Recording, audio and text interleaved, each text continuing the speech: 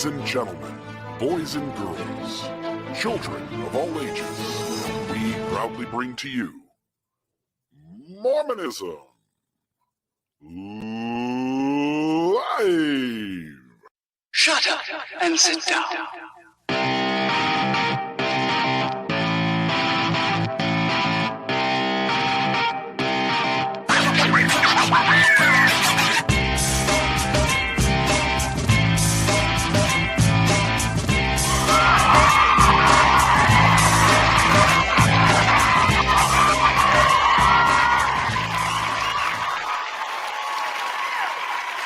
Hello, everybody.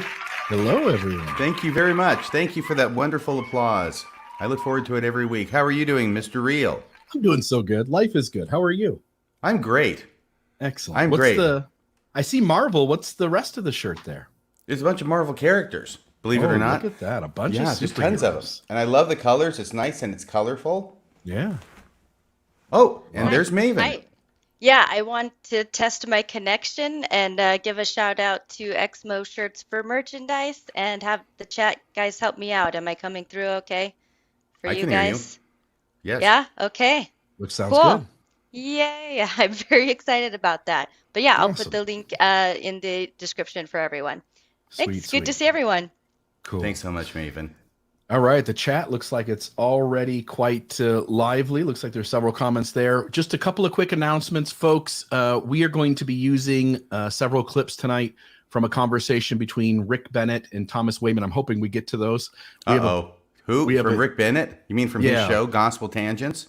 You got it. So nobody tell Rick Bennett we use some of the clips from his show. It's our little secret. He's very, very sensitive about that. Yeah. But we are going to be using a bunch of clips. We did source the show in the show notes. So when this gets published, the very first link in the resources will be a link to that show. And we ask you to go check it out. It's, I think, a really good conversation between Rick Bennett, the host of Gospel Tangents, and Thomas Wayment. There's actually two parts, but in tonight's show, we're only using part one. And also, just to note, we're going to go cover a lot of material tonight. We actually anticipate this will be a two-part show. We'll see how far we get. But folks, so just be prepared that this may turn into a two-parter, and we'll pick up part two hopefully next week. And if you can support the show, just in case it does get pulled down for some strange reason, if you'll go over on the far side of the video over there, click the donate button, send us a few bucks. We would really appreciate it. It's what allows RFM and myself and Maven to do this work of diving deep into church history, social issues, and current events, and to share things in a way that I think is deeply interesting to a growing audience. So we appreciate each and every one of you. And if you want to support the program, do that. RFM, any thoughts from you before we begin? No, I know that this is a big, big deal, and you've done a lot of research on this, and I'm anxious to hear what you have lined up for us tonight. Let's do it. Let me take that. Let's go here and add the slideshow to the stream. And I did reach out to Thomas Wayment, and he did respond back. He's actually on a trip. I think he was out of the country, if I remember right. But he said that when he got back into town, that he would reach out to us, and I would love to have him on, and it'd be kind of a follow-up to this episode, or this two-part episode that we're going to do tonight. So in the conversation with Rick Bennett, they had they centered the conversation around the King James Bible and around the Joseph Smith translation. And so that's what we're going to be talking about tonight. And so the first thing I wanted to do, RFM, was set up the Mormonism that you and I grew up with. And I say grew up with, I was an adult, you were an adult. We both were converts to the church. Right. As kind of late teens, early adult age. But it's really strange because you joined the church in 78. I joined in 96. But when you and I talk about the Mormonism that we were that we essentially, I was going to say inoculated with, but the Mormonism that we had, it really is the same Mormonism. Everything you say is how I remember it as well. And so there was a few decades there where Mormonism was very consistent. It had all the answers. And one of the cool pieces of theology is around the KJV and the Joseph Smith translation, the JST. Mm-hmm. So with that, let me turn to slide number 2, and we'll set this up with a couple of quotes. So first off, the LDS Handbook, quote, "The church identifies editions of the Bible that align well with the Lord's doctrine in the Book of Mormon and modern revelation. A preferred edition of the Bible is then chosen for many languages." Oops, I don't want that. Let me go back up here to comments. I just need to. I'm going to have to kind of take these down at times, Maven. Sorry. A preferred edition of the Bible is then chosen for many languages spoken by church members. And in English, we all know that's the KJV. And I just want to note the bottom section of the handbook. On the right-hand side of your screen, you'll see the handbook. It says, when possible, members should use a preferred or church-published edition of the Bible in church classes and meetings. This helps maintain clarity in the discussion and consistent understanding of the doctrine. Other editions of the Bible may be useful for personal or academic study. So I do think it's nice that the church isn't saying that they're against other Bibles being used, but for the consistency of doctrine during the 2-hour block, for us it was a 3-hour block, they want the same edition to be used for across that language. And for English, that's the KJV. Mm-hmm. Okay, the negatives of the KJV are actually a good thing. This was Brigham Young University professor Gay Strathern, and this was several years ago, maybe even a decade ago or so or more. But he said the biblical language that seems archaic to readers can actually be a positive thing. There are certainly difficulties associated with the King James Version, but having to read the text carefully because of the language can be beneficial. So if it's really problematic to understand, it forces us to slow down, and hence that might be a benefit to our gospel study as we take our time trying to figure out what's going on there. Yeah, and this is, to my mind, just an apologetic response to try and find something good to say about the King James Version. Now, there are some things you can say about the King James Version, but what you cannot say about it is that it is the most accurate translation of either the Old or the New Testament. And not only is it the most accurate, and by what I mean by that is it is not based upon the best and oldest manuscripts. Right. Okay? Right. So that's number one. Number two is the language, which is very difficult for people to get through. It's Elizabethan. It is in some sense in English, but it's like half of a foreign language. And it's very, very difficult for people to understand unless they are going to really, really work at it. And so this is one of the things that makes it difficult and makes the King James Version, although it was the version for the United States, at least the Protestant United States, for quite a long time, that has been adopted by the LDS Church. But now we have a situation where, why are we sticking with the King James Version when it is inferior in pretty much every respect? Yeah, totally. And then we get Bruce R. McConkie, who always has something to say on just about every topic. He says, the Holy Bible, as of now, is the most influential book ever written in the entire history of the world. Elder Bruce R. McConkie is written as presently constituted. I like the as of now because I get the feeling he's holding out space for the Book of Mormon to outpace the Bible in that category. Yeah, he probably wants that to set some records in the future, huh? As presently constituted, it contains those portions of the sacred writings of Judaism, Christianity, which have come down to us in relative purity. The King James Version of the Bible, as published in the English tongue, is probably the best Bible ever prepared and preserved among scholars, preserved by the scholars among men. It's the best, Jerry. It's the very best. So Bruce R. McConkie saying the KJV is the best. Then we've got Joseph Smith, says he's doing a translation and from Revelation knows many parts have been taken or lost. So he talks about his return from the Amherst conference. He says, quote, I resumed the translation of the scriptures from sundry revelations which had been received. It was apparent that many important points touching the salvation of man had been taken from the Bible or lost before it was compiled. It appeared self-evident from what truths were left. And he goes on to talk about how one can get back to, through the gospel, get back to heaven through the Bible. But he notes that pieces have been lost. What are we looking at there? That's the heading to section 76, which also has the same quote in it. Because this comes right before section 76, where they're doing part of the Joseph Smith translation, and they're worrying over this particular passage. I believe it's in Matthew. And it seems to indicate that people will be judged by their works. Well, basically because it says it well, and I think it's Matthew 5:29. Yeah, it is Matthew 5:29. So anyway, and so then they get this huge vision, Joseph Smith and Sidney Rigdon in tandem, that answers that question. Yeah.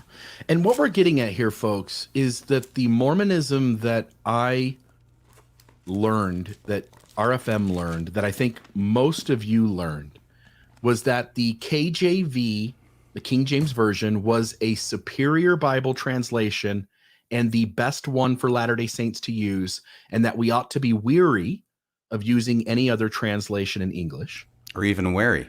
Mm-hmm. And also that the Joseph Smith translation was Joseph Smith recognizing from various sources, by the way, we'll get to this, including the Book of Mormon, various sources, that there had been corrupted parts by the corrupt priest in other religions, most especially, as Bruce R. McConkie noted, that great and abominable church. Mm-hmm.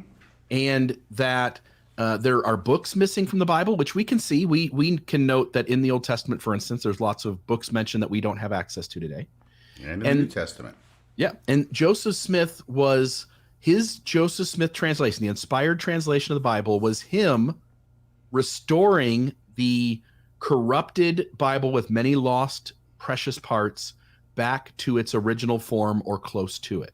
Yes, this is part of the restoration. He is restoring the Bible back to what it said originally, before things were taken out and changed by the corrupt priests, either intentionally or inadvertently. He holds out space for that. But the thing that's clear is he's getting us back to the original, and that is the point and purpose of the Joseph Smith translation. Yes. And so what RFM and I are doing here to set the groundwork is showing that we didn't just imagine that, but that there are plenty of quotes throughout Mormonism that attest to the things we've said about both the KJV, King James Version, and the JST, Joseph Smith translation. Right. And so here's the one from Smith where he says, I resume the translation of the scriptures from sundry revelations which had been received. That's him receiving revelations. It was apparent that many important points touching the salvation of man had been taken from the Bible or lost before it was compiled.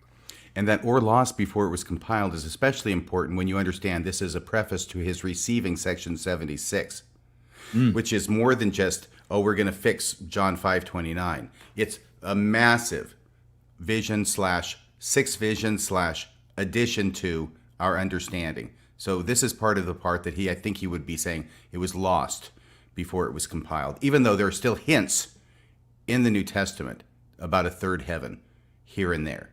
Yeah. And then in the teachings of the prophet Joseph Smith is recorded as saying, quote, I believe the Bible as it read when it came from the pen of the original writers. Ignorant translators, this will come in later, by the way, ignorant translators, careless transcribers, or designing and corrupt priests have committed many errors. Encyclopedia of Mormonism. And that's from 1991 or 2, isn't it? So this is just 30 years ago, this article. Yep. And then in the Encyclopedia of Mormonism, I don't know if you can see it, but I've got the four, I think there's four, top, let's see here. Whoop. Those top right corner there, those 4 books laying on the bottom is the Encyclopedia of Mormonism. It says, this is substantially beyond the usual meaning of translation. They're talking about the JST. When he said Bible was not translated correctly, he not only was referring to the difficulties of rendering the Bible into another language, but he was also observing that the manuscripts containing the text of the Bible have suffered at the hands of editors, copyists, revisionists through centuries of transmission. Thus, the available text of the Bible are neither as complete nor as accurate as when first written. His translation was not done in the usual manner of a scholar, but was a revelatory experience using only an English text. He did not leave a description of the translating process, but it appears that he would read from the KJV and dictate revisions to a scribe. So there's that. First Presidency Statement. And again, we're kind of moving back and forth between the JST and the KJV. They're very interconnected on these issues. And I think you'll sort of see that as we play this out. So you'll have to kind of parse these out in your mind a little bit. But First Presidency Statement on the King James Version of the Bible. I'm just doing the bolded parts. In doctrinal matters, Latter-day Revelation supports the King James Version in preference to other English translations. All of the presidents of the church, beginning with the prophet Joseph Smith, have supported the King James Version. It is the English language Bible used by the Church of Jesus Christ of Latter-day Saints. Right, and that First Presidency Statement is from 1992, signed by Ezra Taft Benson and his counselors, Hinckley and Monson. There you go. Here's Bruce R. McConkie again. He talks about negative attitudes towards the JST are part of the devil's program. May I be pardoned, he said, if I say that negative attitudes and feelings about the Joseph Smith translation are simply part of the devil's program to keep the word of truth from the children of men. Bruce R. McConkie. And this was a book that you were familiar with. Yeah, I got this book. I was getting all these books and everything with the Sidney B. Sperry symposiums, and all these things are symposia, whatever. And anything that related to doctrine. And this is a separate series that's put out by the RSC, the Religious Studies Center of BYU. And they would put papers together on a certain subject. This was the Joseph Smith translation of the Bible, in which I was very interested and did a lot of study and research back in the 1980s. So they have a lot of people doing it. And of course, because it's BYU, their keynote speaker is an apostle. In this case, it's Bruce R. McConkie. So he gives the opening address, and his paper is included first and foremost in this book. Yeah. And then the changes by the JST are true and have no bounds. Again, Bruce R. McConkie. The revealed changes by Joseph Smith are true. Of course, we have adequate and authentic original sources showing the changes. He says, since when do any of us have the right to place bounds on the Almighty and say we will believe these revelations, but not those? So again, he's referring to the JST as a revelation. Joseph Smith is talking to God, receiving correction, and then in other places we're told that that the correction that's being given is restoring the corrupted Bible with lost parts back to something closer to its original form. Right, and I want to say a word of clarification here, because this could be easily misunderstood. Bruce R. McConkie was not a model of clarity right here. When he says, of course, we have adequate and authentic original sources showing the changes, he's talking about the rapprochement that occurred mainly because of Robert J. Matthews with the Reorganized Church, through which we got access to the Joseph Smith translation. And we could see that contrary to the suspicions the church had, the Reorganized Church was accurately reflecting what it was they had in their original manuscript. So he's talking about the original manuscript of the Joseph Smith translation. He is not talking about early Greek manuscripts that support the Joseph Smith translation, because when it comes to those, we find that the situation there is basically there isn't any. There are no ancient manuscripts that show or corroborate or support the changes that Joseph Smith made in his Bible revision. Yeah, and we'll see that later from Thomas Wayment's comments about it. But it's important to note, I think, at least, it seems his language here seems not strange from just the point you made, but also from the angle of they didn't always have the original sources. The RLDS Church had them, as you pointed out. The church didn't really do much about it. And then there comes a point where the LDS Church reaches out, makes a relationship with the RLDS Church, gets their hands on the Joseph Smith translation, sees all the original documents, and agrees that the RLDS Church hadn't sabotaged them or corrupted them. And in doing that, he sort of words it in a way as if to say, hey, like, don't doubt us. We've always had these. We've always known this was here. It's almost like he says it in a way as to deter people from being curious about it and then going to find out the story of the RLDS Church having him in the first place. Because if this quote would have come 10 years earlier, he wouldn't have been able to say that. There comes a point where I don't know what the year is, but the RLDS Church. 85. This is from that same book. Right. And so at some point, just shortly earlier, the church doesn't have access to these, and it has doubts about what is on them. Yes. So his quote doesn't really indicate that transition. But anyway. Yeah, to give a little bit, I'm sorry, I know you're trying to get please. through this. To give a little more background on the Joseph Smith translation of the Bible. This is something that, of course, was in the hands of the Reorganized Church. Emma kept these documents with her when the split occurred between what would become the Reorganized Church and the LDS Church that went west with Brigham Young.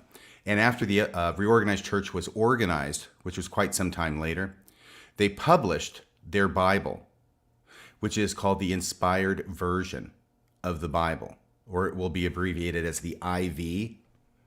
And what that is the King James Version with the Joseph Smith translation changes in it.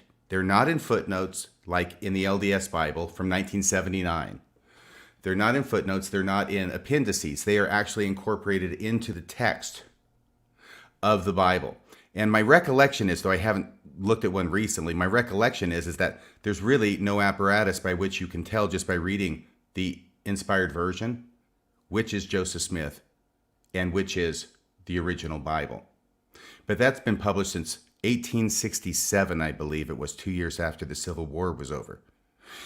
But we did not know whether they were accurately reflecting what was in the original documents in their inspired version. And in fact, the inspired version was very much frowned upon being used in Utah among the Latter-day Saints. So Robert J. Matthews, he was the guy. He was a huge, huge figure in this. He had a massive interest in the Joseph Smith translation. He's since passed on. I don't believe he was ever a general authority. He was a professor in the ancient scripture department at BYU. And he is the one who reached out. He made these bridges, or rebuilt these bridges, made connections with the reorganized church. And it was through him, and that's why he should, I think, get a lot of credit for this. It was through him that he was able to get access. And as an agent of the church, and there may have been other people involved by this time, but he was able to go back and check everything and see, yep, the reorganized church did not change anything from the original manuscript. That had always been the suspicion, but that suspicion was laid to rest. And it was because of that, that the church then felt it was on solid ground to go forward and include Joseph Smith translation in the footnotes and in the appendices of the official LDS Bible, which was first published in 1979. Yeah, which is why when McConkie says, of course, it doesn't really make a lot of sense, because the LDS Church didn't have their hands on the original documents and doubted the RLDS Church in terms of the integrity of the IV. Hence, when you say, of course, you're sort of insinuating it's been that way all along, and that's not reality. All right, next. This is Robert Millett, who's I just want to acknowledge up front, by no means is he a general authority or speak really on behalf of the church, other than he's been kind of the scholar that they've used probably more often than any scholar in terms of associating him with church programs and having him be the featured speaker in arenas where scholarship is being talked about. Yes, and he was another BYU professor, and I think he was in the Ancient Scriptures department as well. And this is from a paper that he wrote for the same 1985 book that was published by BYU Religious Study Center. Do you want to read this one, RFM? Sure. These were ones that you Robert found Millett. anyway. I believe that as a divinely called translator and restorer, Joseph Smith also, number one, restored that which was once recorded but later removed intentionally. Or perhaps even, number two, reconstituted that which occurred or was said anciently, but never recorded by the ancient arbiters. So it's basically his rephrasing what Joseph Smith said about his own translation. That's in the heading to section 76. Robert Millett goes on to doubt either the prophet's intentions or abilities with regards to the Bible is to open the door unnecessarily to other questions relative to the books in the canon of Scripture. Joseph, the translator of the Book of Mormon and the recipient of the revelations in the Doctrine and Covenants, was the same man called and empowered as a translator of the Bible. So Robert Millett is aware that there are people out there, even at the time in 1985, who are questioning Joseph Smith's translation as actually restoring what was had in ancient manuscripts, because they're looking and they can't find anything. And the manuscripts that are available in 1985 are much more extensive and vast than what was available back in the 1830s, as you might imagine. But it's not showing up. The proof that we expected to have failed to materialize. But what Robert Millett is saying, in spite of that, we have to hold on to this belief that he actually is restoring ancient texts, because if we make it something less than that, then we are going to end up having an impact, and a negative impact, on the other scripture productions that Joseph Smith gave us, including the Book of Mormon. Right. If Joseph Smith told us he was restoring the Bible to a more ancient original form, and that's not what he was doing, and the evidence seems to indicate that's not what he was doing, then if we don't choose to continue to believe that, then we might compromise all of Joseph's translation work. Right. And he's absolutely right. I think he's spot on with his observation. Yeah. So Robert Millet there. Oh, go ahead. I know we're going to go ahead and nail this part down about the church's position on the Joseph Smith translation from Joseph Smith at least up through 1985. Because believe it or not, folks, it's changing or has changed. And that's something we want to talk about tonight. But Thomas Wayment is a professor, or was a professor, in ancient scriptures. And he made a remarkable discovery, which he published on a few years ago together with was it a graduate student who was also working on this? Was that Haley Lemmon? Mm-hmm. Yeah, Haley Lemmon. And what it showed was that in the Joseph Smith translation, Joseph Smith at quite a number of points can be demonstrated to have been relying on the Adam Clark Bible commentary in making a lot of his revisions. So in other words, he's got the Adam Clark Bible commentary. He's making revisions to the Bible. And in a number of instances, it can be shown that he's depending upon what Adam Clark wrote, who was just a noted theologian. And he's a hugely popular and very thorough and multi-volume Bible commentary, that all of a sudden what Adam Clark says starts showing up in the Joseph Smith translation in a number of instances. And that kind of rocked things. As the evidence comes out and shows that everything about the JST almost, there's, I think, one exception, and it's really small and minute and really doesn't count almost, but the far and wide majority of adaptations that Joseph Smith made as the Joseph Smith translation have no connection to ancient Bible manuscripts. And in fact, maybe even stronger than that, seem to indicate something other than a restoring of the Bible to its ancient form, but seem to be modern changes to add meaning that has something to do with something going on contemporary to Joseph Smith. Right. Maven, did you have something you wanted to say? I did just want to jump in. I don't know if this has to do kind of with what you were just saying. I'll just show this by Donnie.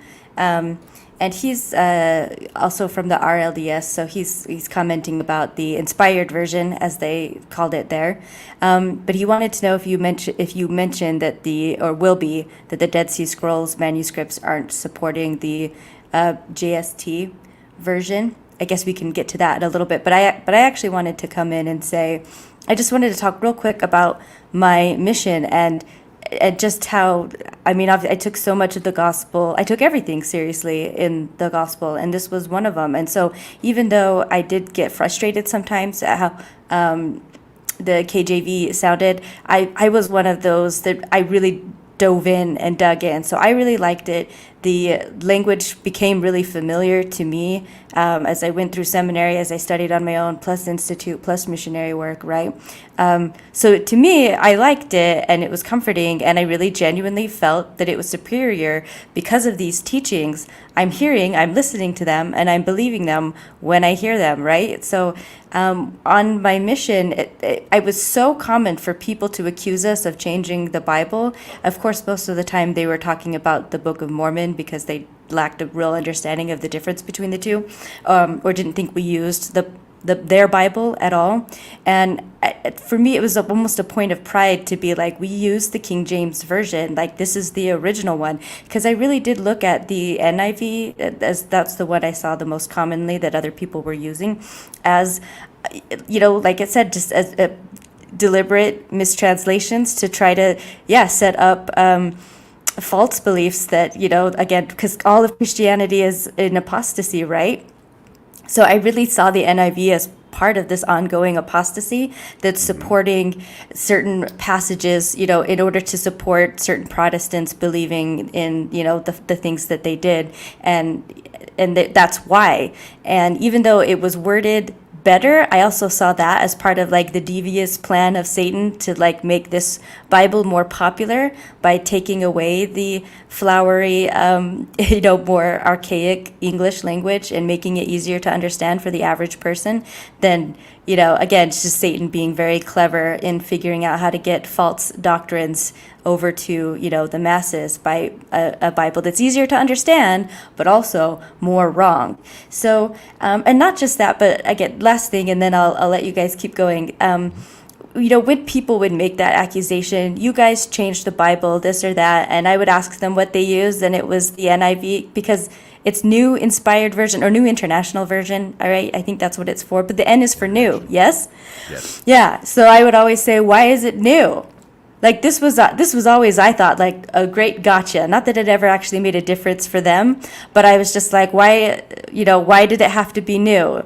And why wouldn't that imply that your Bible has been changed? And when they would say, no, it's just to be made easier to understand, I was just like, okay, but you're admitting things are being taken away and things are being added to your Bible in order to make it, supposedly more easy to understand. Who's really got a changed Bible here? And I just felt so dang superior about it. So that's my story.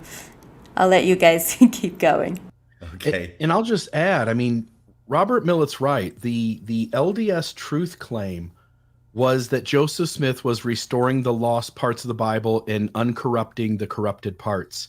And Millett's telling you that if we do something different than what Joseph Smith said, we risk compromising all of Joseph Smith's translation productions.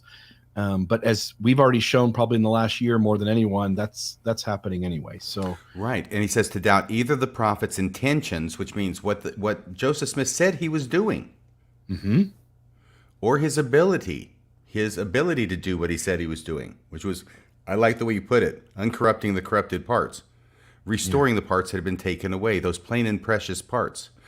By the way, you also need to know, if you don't already, that this is all in the Book of Mormon, particularly 1 Nephi chapter 13. And Robert Millet quotes from 1 Nephi 13 at length in his article. We didn't want to reproduce it here because it's in your Book of Mormon, and you can look at it there. But the Book of Mormon goes on and on in that chapter about how everything was hunky-dory at the beginning with the scriptures. The Book of the Jew, remember how it talks about it? Book of the Jew, and then it goes, everything's great, everything's wonderful, it's all pure. And then it goes through the hands of the great and abominable church. And that's when they take away so many of these things that are precious and pure, and it causes many to stumble because now they've changed it. And that in the last days, guess what's going to happen? Those plain and precious parts that were taken out will be restored to the Bible. And that was what the Joseph Smith translation was supposed to accomplish. yeah, I'll just throw it up here. I mean, you said 1 Nephi 13. Oh, yeah. So beheld a book, right? Mouth of a Jew. That's it. The book that proceeded forth out of the mouth of a Jew. Yep. And which they have taken away the gospel of the Lamb, many parts which are plain and precious, and also many covenants of the Lord have they taken away. This plays into the whole apostasy and restoration. This plays into the LDS church is a restoration of the ancient church that Christ had built himself in his last weeks and months of his life. So, and then as you pointed out too, these scriptures in Nephi also predict, they prophesy that at a future point, these things shall be restored.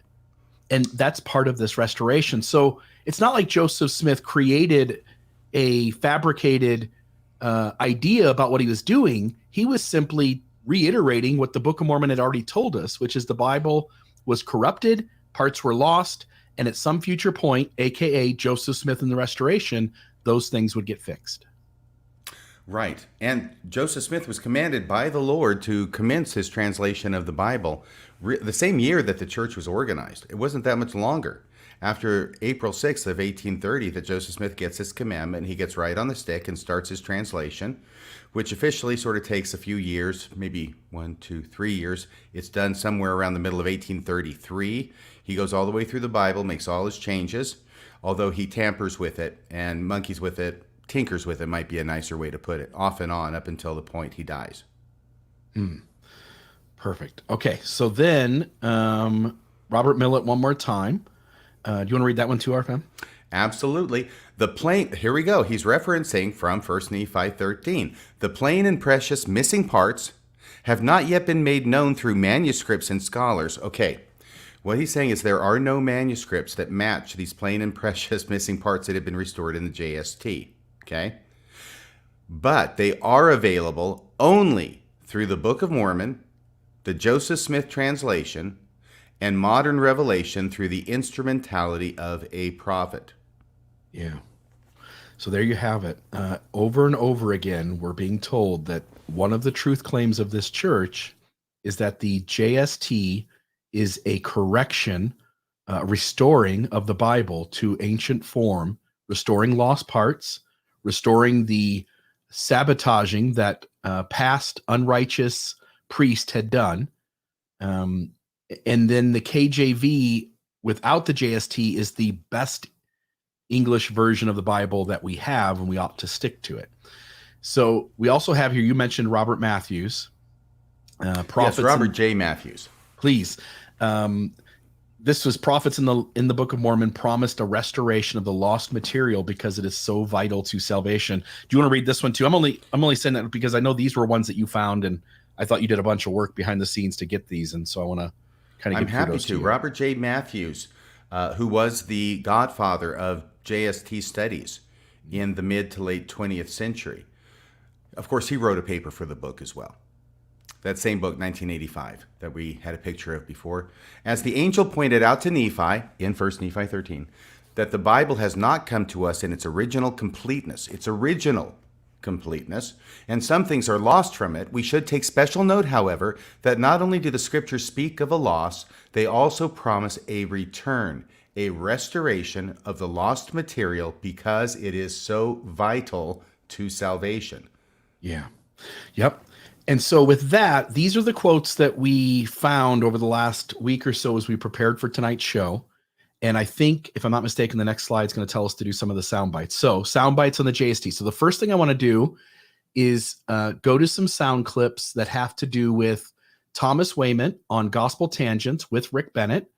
And these first set of sound bites are going to talk about how Rick Bennett, secondarily, Thomas Wayment primarily, feel and think in what the data says about the Joseph Smith translation. Here's the first one. Because it is one of those struggles. It kind of relates to the Book of Mormon. Is the Book of Mormon a translation or is it a revelation? And so the Joseph Smith translation, I mean, we use the word translation, and I think the implication is, well, there were lost parts and Joseph Smith is restoring that. But when you go back to these original Greek and Latin, that's not really what happened, right? It's not there. We don't have any evidence for that, especially, these bigger changes that he adds to the Bible. And then the other thing that's really challenging is there are things like forged verses in the Bible. So 1 John, the epistle 5:7, that's a known forgery. That's not a question that any of us have. Is that the Trinity forgery? Yeah. We talked about that last time. The Johannine comma. And so he leaves that in. And that becomes problematic. And Gospel of Mark, our manuscripts end at chapter 16, verse 8, but he leaves 9 through 20 in. And so you have to ask yourself, in a fair way, and not to be critical of it, to say, what is this thing? It's really not giving us the best manuscript tradition. It's giving us something else. And I think the problem, what was so hard for people to hear from me, is that the work was initially characterized as me claiming that Joseph plagiarized. And I don't believe that in him for a minute. I don't think he sits down with a book and kind of creates the JST from it. But I think other people are talking about the Bible the same way he does in his day. They are changing order of verses. They're adding this word here to clarify. And those things are appearing in his translation of the Bible.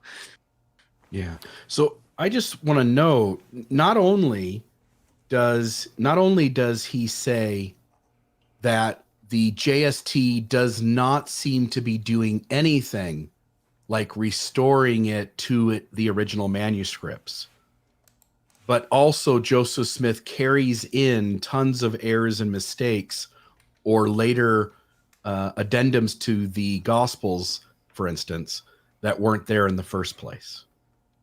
Right. And he also says other people were doing the same thing at his time. They were changing words to try and make it clearer and reorganizing the chronology of verses, which is what Matthew 24 is famous for in the Joseph Smith translation, where he didn't change things so much as he reorganized the order of the verses in order to give it a different flavor as far as the predictions about the last days. That's the sermon, the Olivet sermon of Jesus, the predictions about the last days and the signs of the times. So I thought that was interesting. But what he's also saying is, yeah, there's nothing there. And so now he's starting to get into this discussion, which we have heard so much of in recent years about, well, should we call it a translation? Right? Okay, well, the one thing we know is, whatever you call it, Joseph Smith called it a translation. And he did it even in one of the passages, it was from section 76 and in the history of the church. That's the translation of the scriptures. We know it's not from one language to another.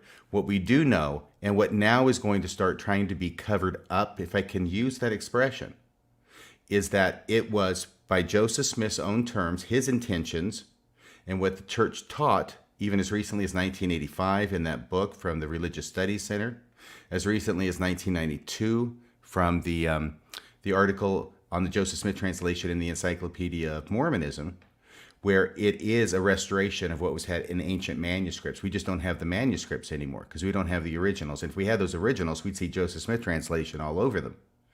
But now that we have so much access to so many manuscripts and that evidence is not materializing, now the definition of the Joseph Smith translation is going to be shifting from what Joseph Smith said it was and what other leaders of the church, including Bruce R. McConkie and other BYU professors, have said it is within my own membership in the church. Yeah, I hope Thomas Wayment does come on at a future point, because I think it would be really a good conversation for the audience to hear us talk about the way the church set it up and to go, like, we were told by the Book of Mormon, we were told by Joseph Smith, and we were told by other leaders, authorities, and church curriculum that Joseph Smith was restoring the Bible, and you acknowledge that doesn't seem to be what's happening. Also, if the Book of Mormon is the most correct book on earth, and the Joseph Smith translation is God's, opportunity to put all this back in order, then Joseph Smith taking errors and carrying them over doesn't seem to fit the church's doctrine or theology around that either. And then when he denies it being a plagiarism from Adam Clarke's commentary, I think he wants to frame it like a copy and paste, like the Joseph Smith translation is not all Adam Clarke's commentary. None of us are making that claim. Rather, does Joseph Smith, without acknowledging such, when he frames it as a restoration to an ancient text, does he instead take significant parts out of someone else's work and utilize them in a production that he never claims is what it would have to be if he did that? Right, and I think what Thomas Wayment is saying, and he can clarify when we get him on the show, I think what he's saying is, look, I'm not saying that he plagiarized from the Adam Clarke Bible commentary. I can show all of these different correspondences to things that are in the Bible commentary versus what ends up in the Joseph Smith translation. But he's not saying on that point, he's not saying, oh, Joseph Smith received this by direct revelation, and it's just a coincidence that a lot of these happen to show up in the Adam Clarke Bible commentary. That's not what he's saying either. He's saying it's in the commentary. This is the Second Great Awakening. Everybody's talking about these issues. Lots of people are doing their own kind of updates on the King James Version in order to correct it, to reorganize verses. Joseph Smith is doing this. This is in the air. And he's aware of these ideas about the Bible from his environment, whether it's directly from the Adam Clarke commentary or not. But that's where those ideas come from to Joseph Smith that end up being put into his translation of the Bible.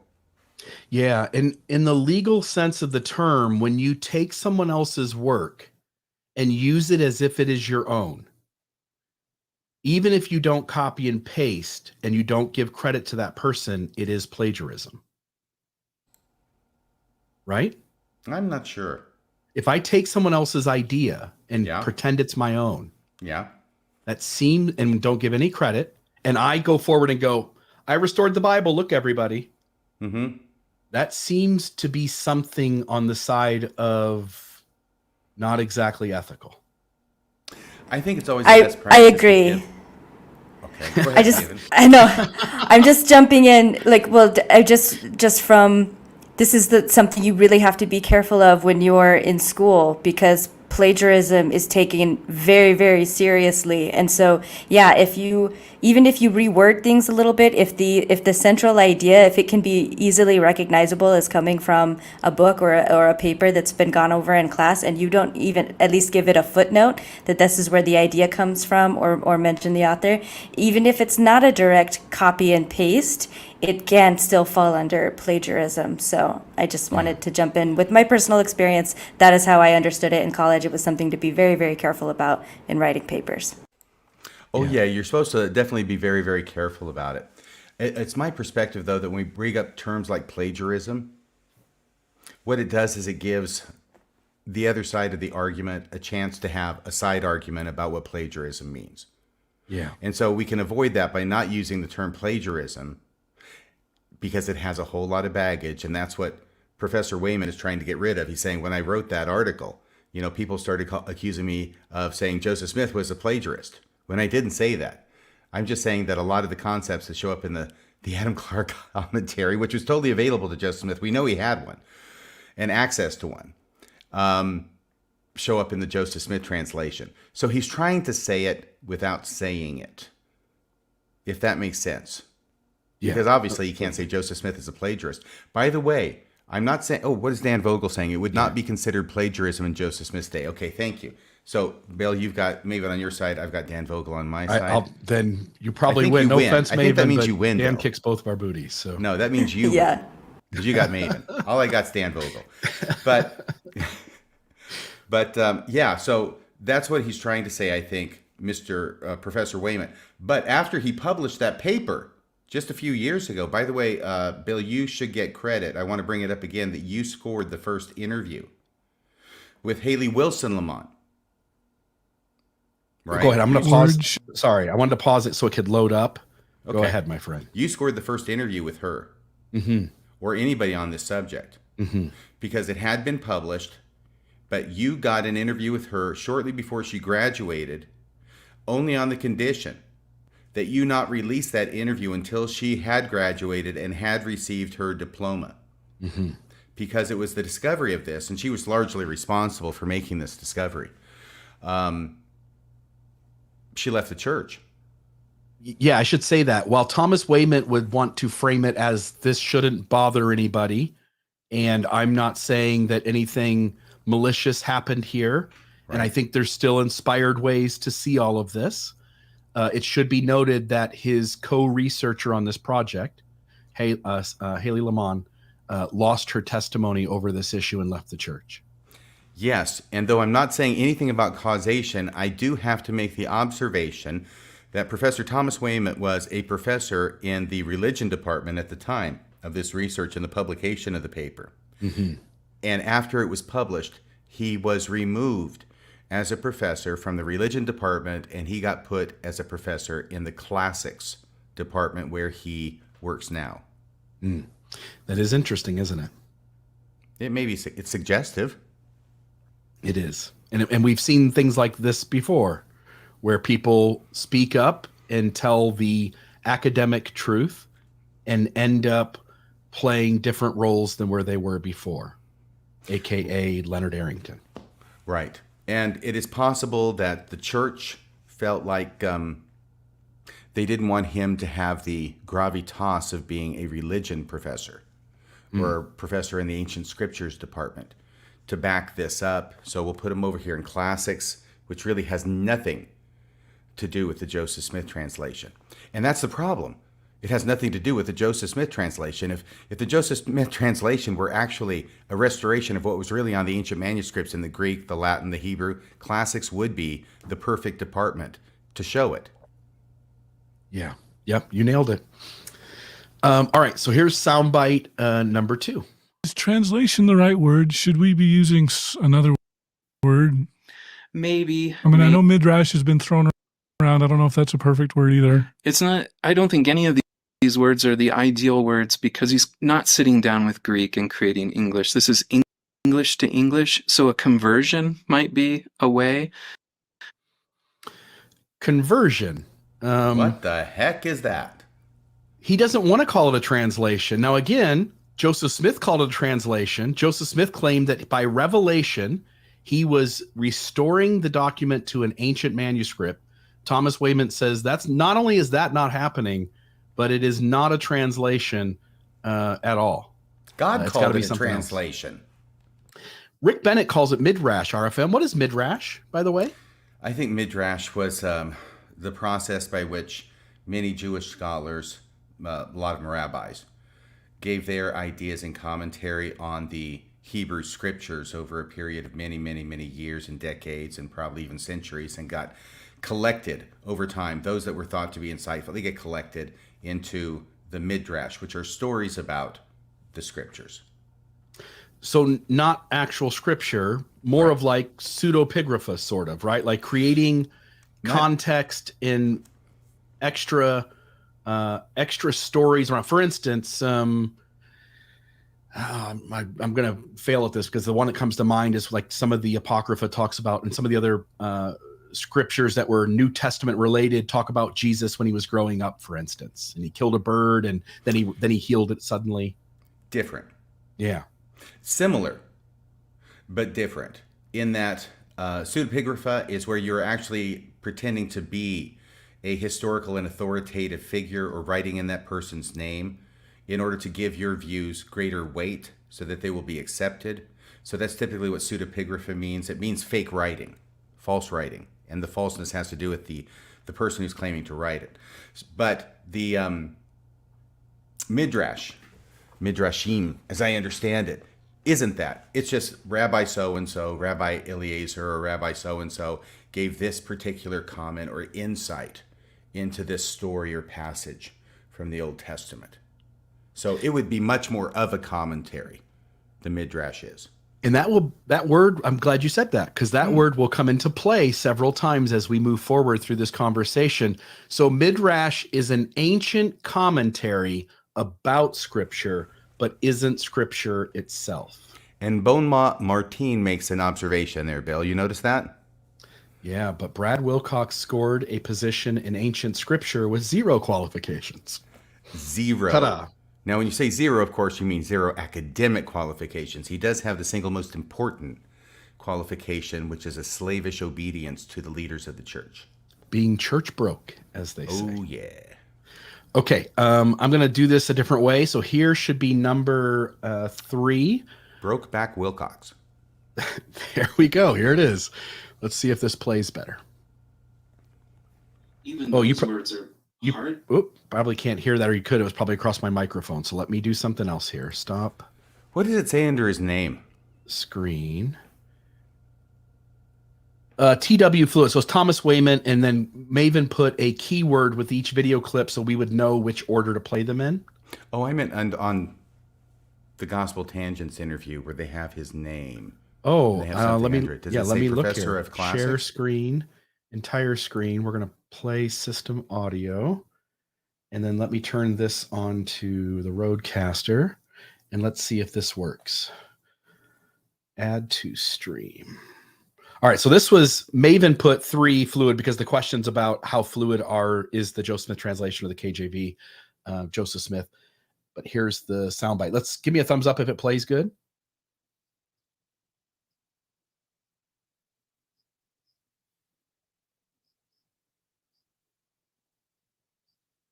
I cannot hear it at all. Okay. Then let's You would have found that out sooner, except I was muted when I was saying it the first time. no sweat. So I'm going to try this one more time. If not, we'll just play it the old way with it kind of buffering a little bit The here and there. old-fashioned way. Yeah. Share screen, I earned entire it. screen, share audio. Let's try this one more time. I'll move this back. Okay. Even those words are hard to know which one he would characterize it as. Okay. I could easily see him later saying, I would have done that verse differently had I, known what I know now, kind of thing. Like if you were working on it in, say, 43 or 44 rather than earlier. So it's my sense that it's ever changing for him. He gives late sermons where he comments on the Bible in ways that are different than the JST that he did in 1831. Now, while I agree with what Professor Wayment says in this clip in every detail, that is not what Joseph Smith claimed to be doing, and it's not what the church claimed he was doing as recently as the 1990s and 1980s, as we have previously established. You can't be restoring what was originally on the manuscript and have it change thereafter based upon new things that you're learning. Those two things don't go together. Right. I only want to say here, I'm going to try to cue up the next one, but that Joseph would have, if he did it years later, he would have done something really different. That certain things he said earlier, he corrects them later on. It really seems to describe a person who's winging it rather than a person who's talking to God, and from God's lips to his ears is the way things are.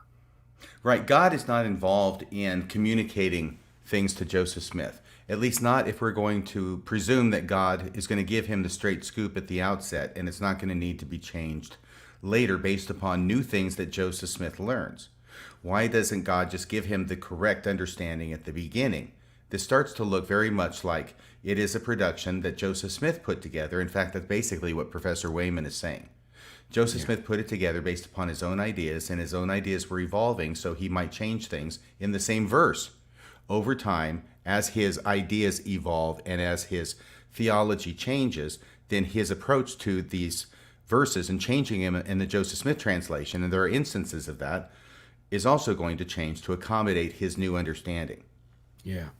Here's the next soundbite. This talks about things in Joseph Smith's milieu. Milieu.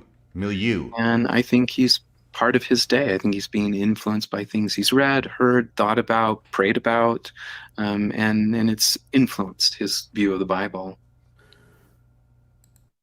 So rather than it being a revelation from God's lips to his ears, it is Joseph Smith giving a commentary using things from his milieu. Yes. And of course, the problem with that is that it's indistinguishable from Joseph Smith just making this up as he goes along. Yeah, it's another issue where the church has watered it down, or its scholars have watered it down to being indiscernible from a fraud. Right. It looks exactly the same. You and I were talking today when we were on the phone that, man, the Mormonism of the 80s and 90s was rocking. It was exciting. That's why I love the Joseph Smith. Nobody gives a crap about the Joseph Smith translation if all it is a commentary. Why is it in our Bible? Why are there footnotes? Why is that in the Pearl of Great Price? As I think most people know, the Book of Moses is the first several chapters of the Book of Genesis, the Joseph Smith translation. I think most people know that also in the Pearl of Great Price, the Joseph Smith Matthew is Matthew 24 from the Joseph Smith translation. So it's in the Pearl of Great Price. It's in the Bible. It's in the appendix. It's everywhere you want to be. And now all of a sudden we start to be told a different story, I should say, which is that it's just Joseph Smith's evolving ideas about the scriptures. Yeah. And then we go to the next sound clip, which is one you found from the young folks at Saints Unscripted, including a good friend of ours. Yeah, this is from 4 years ago. You can tell it's a bit old because Kwaku's still there. This is before he got booted. Right, wrong, or indifferent. He didn't last there. So they took him out, but he's still there. But it's really this other, this lady or sister gal who's also there, who's doing most of the talking in the clips that I was interested in. Because here, they're giving the new and improved understanding of the Joseph Smith translation, which really it's just a commentary. It's not a big deal. We're going to water it down till it's virtually meaningless. Yeah. So here is Saints Unscripted. Whoop. First, they're not going to say, all right, take out your Joseph Smith translations of the Bible and open to Matthew 5, right? That's not what's going to happen. Right. It's kind of like, that reminds me, when you're saying that, it reminds me of like when you hear apostles in general conference giving personal like interpretations or what they feel about scriptures.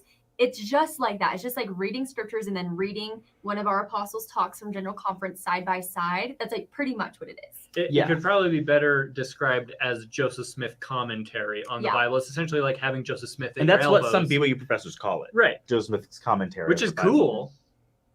Yeah, but it's cool. It's cool, but it's meaningless.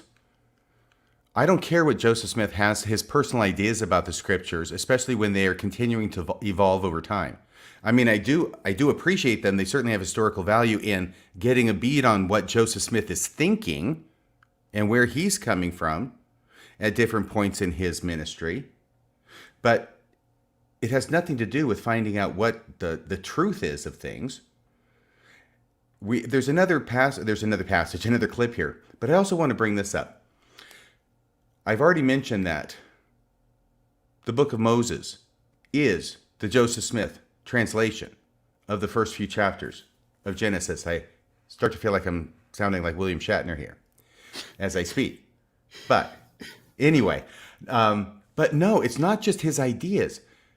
All of Moses chapter 1 is an addition to the beginning of the Old Testament. That's all pure addition. There's 2 entire lengthy chapters, and I think it's 6 and 7, which is a book of Enoch, which is created by Joseph Smith.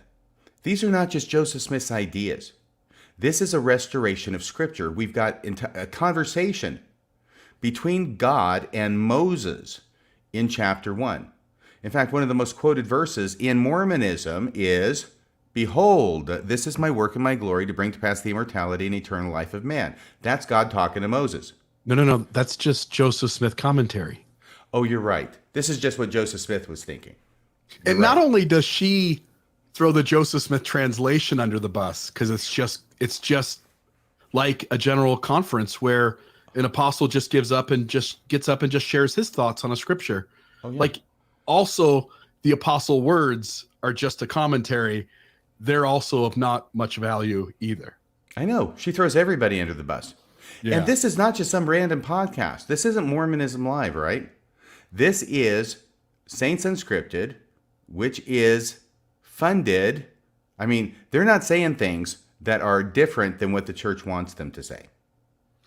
Is that fair to say? And as you pointed out, this isn't their research. This is a produced show. Unlike us, where we go off for a week and do all the hard work and come back on and put this all together. Yeah. These kids don't know this much about the church. They have people behind the scenes who are writing cards of script that they're reading from, or and there's heavy production going into these. But who are you going to say they were funded by? Well, the More Good Foundation, who's funded by the LDS Church. Yeah. This is the church's non-official program to its youth. For the kids, yes. By the way, if you want to go back and play that last clip, you'll actually see Kwaku reading off the card. And he's not, his eyes go back and forth. You can see he's reading off the card. And then if you want to do that one and then go to the second clip, which is where this gal, whose name I'm not sure of, but she's the one who made the comment before, is really going to double down on the same idea about discounting the importance or the nature of the Joseph Smith translation. Let's see if we can see if you can see it. Reading off the card. You don't ever, if you go to an LDS service, they're not going to say, all right, take out your Joseph Smith translations of the Bible. Can you see that? And open to Matthew 5, right? His eyes going left to right. Yeah. It's kind of like, that reminds me, when you're saying that, it reminds me of like when you hear apostles in general conference giving personal like interpretations or what they feel about scriptures.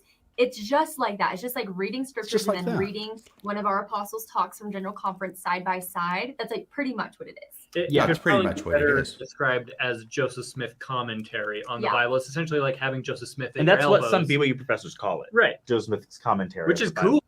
And the reason they call it Joseph Smith's commentary is because in spite of what the church told us, or what Joseph Smith told us, or what Bruce R. McConkie told us, or what Robert Millett told us, is that it doesn't turn out to actually be what any of them said. Hence, we need a secondary explanation. Right. And the secondary explanation is always less faith promoting than the original explanation. What they're doing to the JST, they've already done to the Book of Abraham, and they will shortly, I predict, will be doing to the Book of Mormon. Because as these dominoes go, this is my domino theory. As the Book of Abraham and the Joseph Smith translation goes, so will the Book of Mormon follow. Yeah. It's all pseudepigrapha, as Richard Bushman. It's all Joseph Smith just responding to his ideas and what he thinks and what's in his milieu. I keep looking at the camera because I'm working on my pronunciation of that word. Milieu, I think, is correct. I've been saying it wrong for so long, and Martine was nice enough to smack me over the head and correct me a number of times. Well, let me know if I got it right now, Martine. You've got to create a little bit of deniable plausibility. So, yes. Okay, here's the next clip from Here we go. Saints Yes, Unscripted. double down, please. Tell us what the Joseph Smith translation is. Just in case they made a mistake the first time calling it a commentary, let's just give them a chance to correct the record. You should obviously really appreciate what Joseph Smith gave us with the Joseph Smith translations, but remember, it's not canonized for a reason. A lot of it really is just Joseph Smith's commentary, his notes, his thoughts. It's like reading his study journal that he was keeping as he was reading the Bible, which we should definitely reference it. We should definitely read it. But remember, it's not canonized, so it's not technically scripture, and we don't know if he fully completed it. So just throwing that out there too. There were a lot of good changes. There were some times where he would he'd make a note or whatever, and he'd kind of look at it and he'd be like, I probably could have written this a little better if I spent more time on it, but it's sufficient for my needs right now. I can't believe they said that, but it's really not that important. It's not official, so you can study it if you want. You probably should, but not a big deal. I know if you can go back to the beginning of that, just briefly, because I remember from, I think it was the first season of Game of Thrones, when I hadn't planned on saying this. Gosh, who's the guy? The main guy who gets his head cut off at the end of the first season. Sorry, spoiler alert. That, the father. What, is it Ned? Ned. Ned? Ned, Is it? I actually haven't watched, but I think that's what it is. Stark? I think you're right. I don't know. someone in the He's talking with the king, right? Because they were friends. And so he's talking with the king and he's going, everything that precedes the word but in a sentence is bullshit. Okay, let's. And I'm just quoting from the show. Everything that precedes the word but in a sentence is bullshit. That's because the king has just told him all these nice things about himself. And then he says, but. And he says, okay, everything that comes before but in a sentence is bullshit. Because now after you say but, now you're going to get to your real point. Notice how Game of Thrones helps us understand what's going on with Saints Unscripted right here.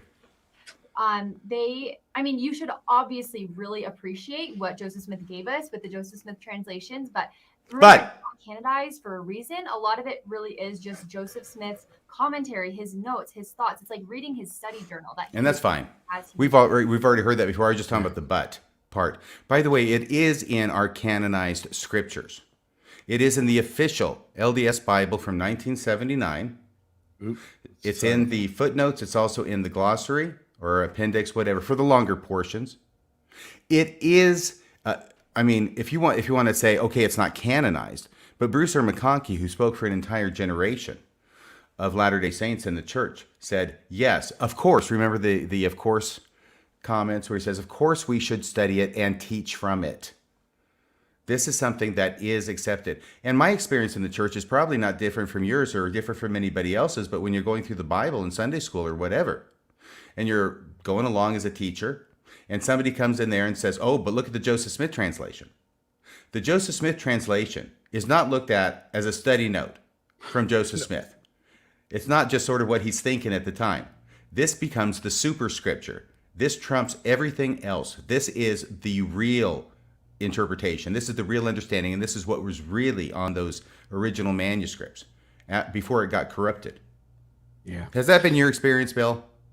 It has been exactly that. In fact, when I went into Sunday school, as you pointed out, it's the trump card that somebody pulls out. If you say something and there's any sort of debate, if there's that one scholar in the room that goes, guys, actually, we can just go to the Joseph Smith translation and that solves the problem. These aren't study notes, as you point out, no matter what she says, no matter what the other guy on the other side there said about it being commentary in the first clip and what she said about it being commentary in the second. That's not how it was framed to us. The church makes truth claims, and those truth claims aren't holding up. And so they're now having to create secondary explanations that are indiscernible from a fraud. Right. Yeah. And it's not very impressive now. It's not exciting. It's not full of wonder like it was, and an adventure to be a member of the church like it was when I joined the church. And I joined the church at a really propitious time. I'm baptized at the end of June of 1978. And of course, the priesthood ban had just been lifted, even though the missionaries somehow didn't mention that to me in the discussions. But it's also at this time when they are creating the official LDS version of the Bible, which they had never had before. They were using the Cambridge edition. So they're creating their own. They've now gotten the Joseph Smith translation. They're putting it in the footnotes throughout the Old and New Testament and everything else that we've already talked about. And then it gets published. So please don't piss on me and tell me it's raining. Don't tell me that this is not canonized. Technically, you're correct. But technically, I'm correct that it has been canonized in the Pearl of Great Price, in the Book of Moses, and in Joseph Smith Matthew. So For there. behold, this is my work and my glory, to bring to pass the immortality and eternal life of man. Right? Right.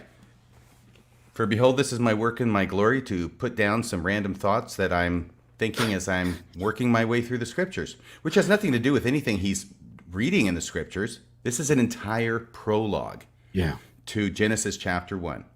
And there's different things that come out, but the main overarching reason that I get from this prologue is to answer the question as to how it was that Moses knew all this crap about the creation. How did he know about the creation and how it happened?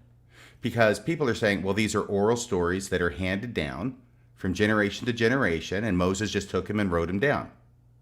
No. What Moses chapter 1 says is, we can rely on what Moses said in the creation accounts because he received it by a direct revelation and vision from God. And that's what Moses chapter 1 tells us to set up the intro to the creation account, which begins in what we have as Genesis chapter 1, but Moses chapter 2. For the believers who might be watching, the 30 of them that'll see this, right? For the believers who are watching, notice how easy it is to get off track. If we are going to start setting up the truth claim in Mormonism to get away from what it used to be, and the new truth claim is that Joseph Smith at times is adding in his own thoughts in the mouths of ancient prophets. And in other times, he's giving us what the ancient prophets said. Until somebody can explain clearly how we can differentiate between the two, then you're left dazed and confused. Absolutely. And one of the things that's going to be coming more and more to the front is that this observation about Joseph Smith relying on Bible commentaries of his day and things that are in the air about the Bible is not restricted to his Joseph Smith translation of the Bible, but we also find them in his translation of the Book of Mormon. And hell's going to be to pay for that. Yeah. That's what I mean when I say the Book of Mormon is going to follow suit. It is going to stop being a translation. And as you've already mentioned, they're already starting to use the word revelation for the Book of Mormon because it's going to go down the same path and have to be divorced from the gold plates and what was inscribed on them. No longer is it really going to be a translation from Reformed Egyptian into English. It's going to be some kind of revelation that God beamed down into Joseph Smith's head, which may or may not have had any relationship to what was written on the gold plates, covered by the napkin, maybe in the other room. It feels as though the church and all of us connected to it in some way are having to, in this very moment, 2023, 2013, let's start with the essays when they started to come out, up till now and whatever, another decade or 2, 3 in the future, we're all having to come to grips with the fact that nothing that this church held up as its truth claims, in fact, do hold up. And every single truth claim is having to be rewritten in ways that sides with the critic on the data and formulates a new narrative that, as we pointed out, is indiscernible from a fraud, but by which all of us have to collectively go, we don't know where to draw the line between what God's telling Joseph Smith and what he's making up himself. Yeah. It's a bad position to be in. Because when you're looking at Joseph Smith and his translations and saying, when is he translating as a man and when is he translating as a prophet? There's no way to know. I think I know the answer to that. I think he's always translating as a man. Yeah. But you can't, once you open that Pandora's box, then where do you end? Except not being able to rely on anything that Joseph Smith translated as authoritatively representing revelation from God and the truth of things that leads to eternal life. Yeah. And in fact, the church's best position is that at times he's translating as a prophet and at times he's adding his own point of view. But we all ought to recognize that the data in almost all instances seems to indicate that Joseph Smith is making it up as he goes along. Right. Yeah.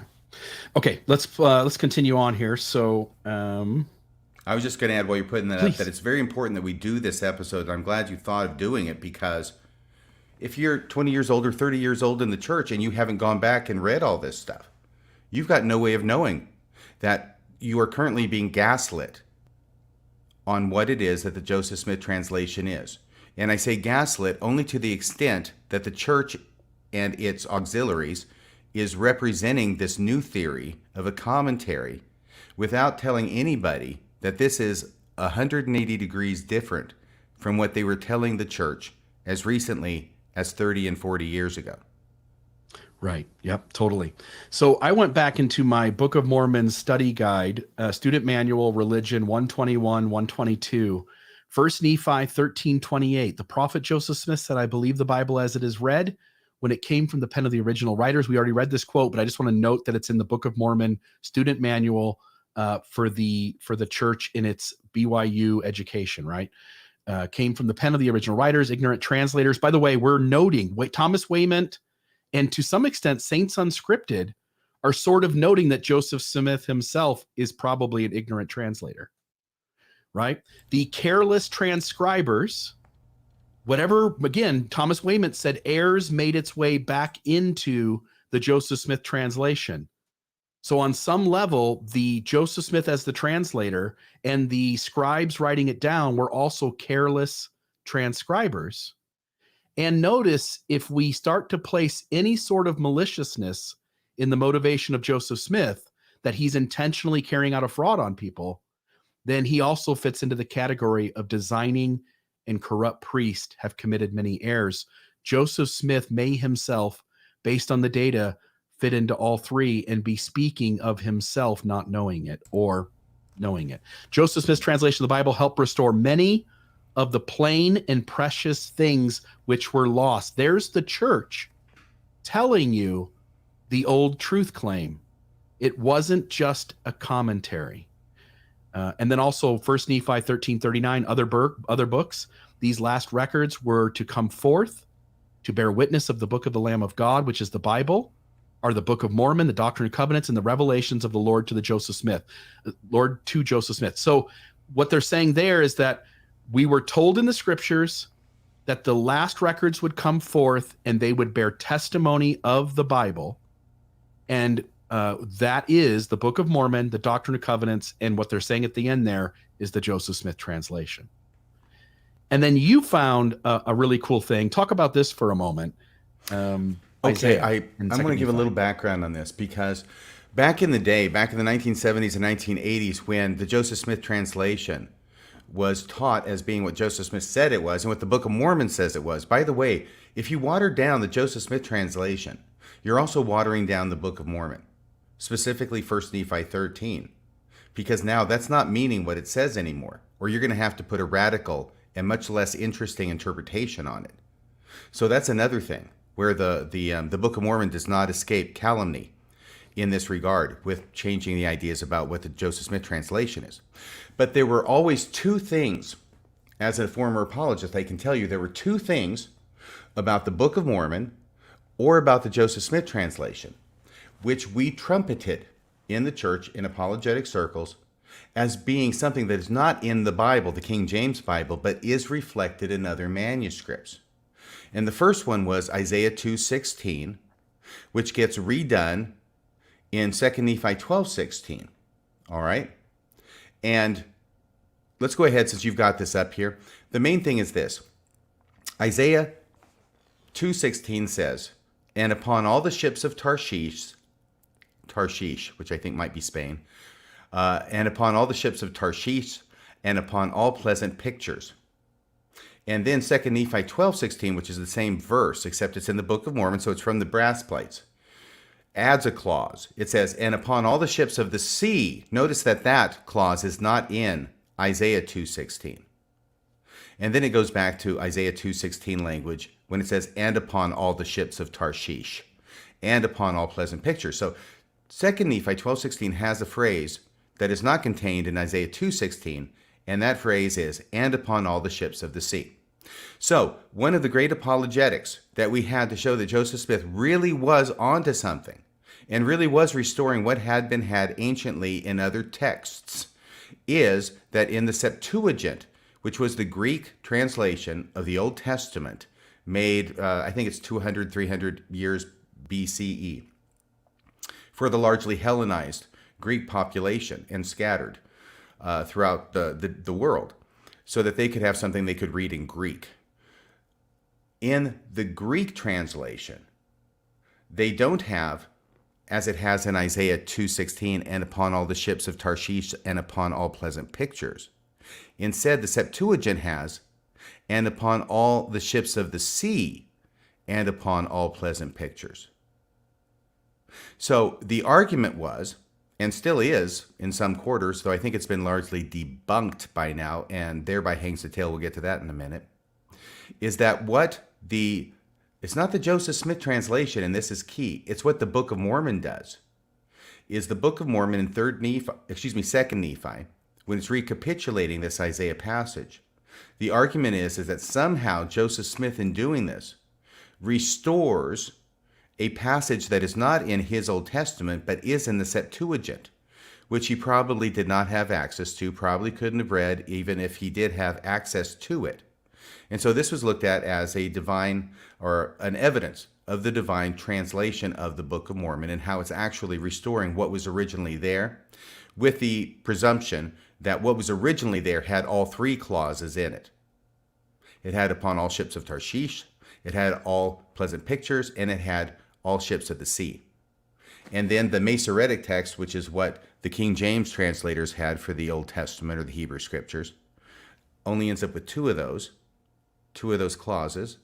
The Septuagint has two clauses, and it gets put together like this in the Book of Mormon. So it has all three clauses that are reflected.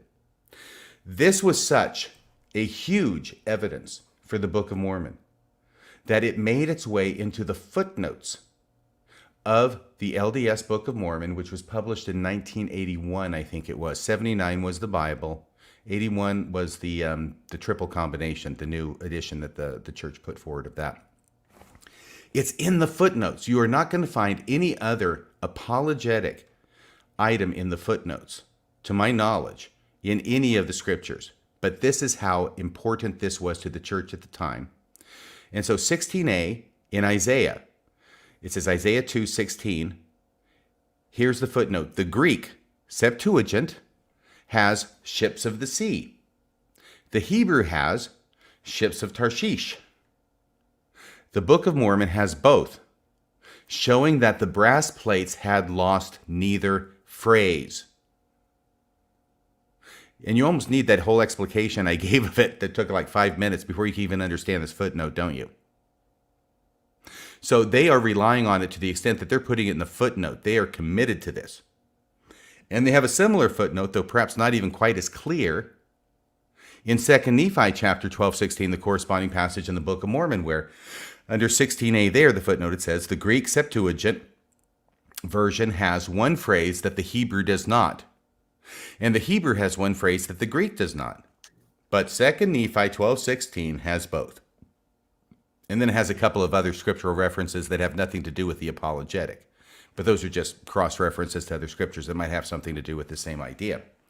So that's how important it was.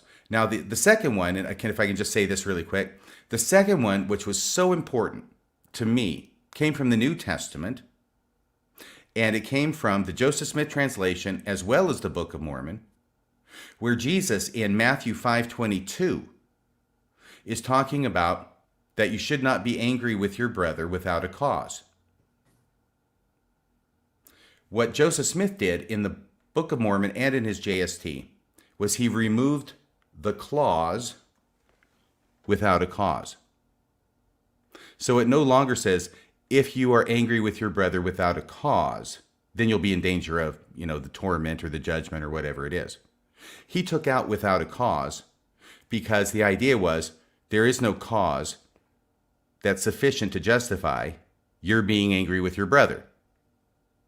So that was removed, and that is reflected in other ancient manuscripts. That appears to have been something that actually was not there in the ancient manuscripts and may have been added later on, perhaps in order to justify people who thought that's too strict. We need to have without a cause in there. But that actually does reflect the original manuscript by taking out what the clause of without a cause from Matthew 5:22. And once again, it's reflected in 3 Nephi 12:22. Yeah, that's what it would be. That's what corresponds to it. And in the Joseph Smith translation. Those were huge. Now, the problem is that I think it was in 2015, Ron Huggins wrote an article in which he addressed both of these issues, both of these huge proofs that Joseph Smith knew what he was actually restoring stuff that was in original manuscripts. And he blows it up. And this is in his article, which was published in Dialogue. It was 2003, excuse me. It's titled Without a Cause and Ships of Tarshish, a possible contemporary source for two unexplained readings from Joseph Smith, Ronald V. Huggins. So now you can understand why it has such a weird sounding title. Because he's going to show that both of those changes that Joseph Smith made in the Book of Mormon, and one of them in the JST, they do reflect what's in ancient manuscripts, but they were also talked about in Bible commentaries in Joseph Smith's day. And so here's what he says. Writers like, this is Ron Huggins in his article, writers like Terrell Givens, and there he's responding specifically to Terrell Givens in his book, By the Hand of Mormon, where he puts at least one of these forward as an evidence of the authenticity of the Book of Mormon. Writers like Terrell Givens, John A. Twetness, and John W. Welch have been too quick to deny that Joseph Smith could have known what anybody with religious curiosity might have known in his day. Smith's renderings of these verses do, however, raise the question of how he came to them. The best answer seems to be, because obviously either he got it from God, and it's a remarkable evidence of his prophetic ability, or he found it out through some other means, which doesn't involve God or any kind of miracle. According to Ron Huggins, the best answer seems to be that he learned of them while interacting with Emma Smith's Methodist relatives. They are, in fact, just the kind of changes one might expect to find given such a context. The most immediate source that might be suggested for both readings is Wesley's explanatory notes on the Old and New Testament, because both of them are found there. It is also possible that Joseph learned of them indirectly from Luther's German Bible through the mediation of the Whitmer family, because they were German. Or perhaps he learned of them from one and had them reinforced by the other. But his paper documents where both of these changes show up in commentaries that were available to Joseph Smith in more than one source. So what he's saying is, what's more likely? That Joseph Smith got it from commentaries to which he had access, or that it was given to him by God? And I think he applies Occam's razor and comes down on the former instead of the latter. But what this ended up doing, at least for me, when I read this back in 2003, I mean, this was hugely disappointing to me. I'm going through my own process. I'm going through my own journey. This is 2003, and I've just had two ironclad evidences of Joseph Smith's prophetic abilities blown completely out of the water by this article by Ron Huggins. And once those two go, those were the two main ones. There wasn't a whole lot else. Once those two go by the wayside, what else is left? Because there's nothing in any of the ancient manuscripts now that supports what Joseph Smith said. I mean, it is in the ancient manuscripts in these two instances, but it's also in contemporary Bible commentaries of Joseph Smith's day. There's nothing that Joseph Smith puts into the Joseph Smith translation, I'll put it a different way, that is reflected in the ancient manuscripts and was not available to Joseph Smith in commentaries to which he had access. So now, because of that, it's becoming a commentary. Because of that, it's becoming just study notes that Joseph Smith put together.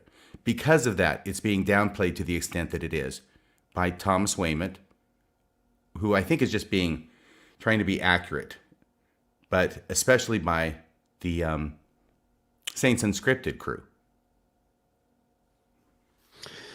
Yeah, I'm thinking of other things in Mormonism, the canopic jars and all the misses in the Book of Abraham. And there's so many instances right now where this is happening. And we've covered a bunch of those in the last year or two. I want to put up this comment too. Ray said this: we should note, God is telling Joseph Smith that the work he's doing with the Bible is a translation. D&C 37:1, behold, I say unto you, it is not expedient in me that you should translate any more until you shall go to the Ohio, and this because of the enemy and for your sakes. This is regarding, I believe, the Bible translation. It is. And hence God is telling Joseph Smith that what you're doing is a work of translation. In other words, if the church wants to move it to something else, that's fine. But God himself gave us this language. And you're also, I understand the risk and reward of going down the track you are, but at least one of the risk is that you're taking God's words and deeming them no longer the correct language. And that also has risk to it if you take that to its logical end.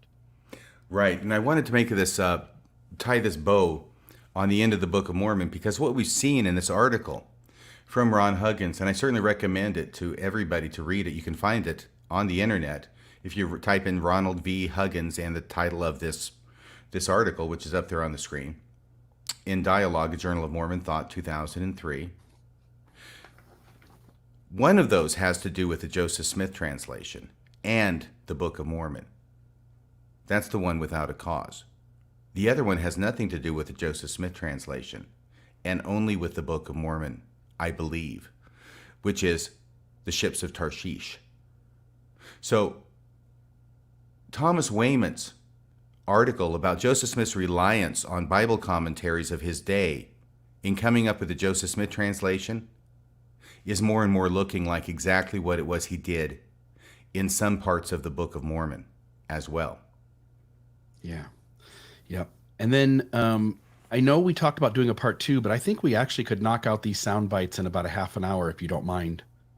Well, it's up to you. We're at 6:53 already, and it's your show, so I'll do whatever you say. I'm in here for the duration, baby. Yeah, I just think to do another show just on 4 or 5 sound clips may be a little difficult. So let's just plug through this. Here's the next one. And now we're moving into the KJV conversation. So now we're going to set the JST off to the side. We've discussed the old way of framing it and the new kind of language we're applying to it, and how old truth claims are being thrown under the bus and the church is watering it down. Again, we have prophets, seers, and revelators.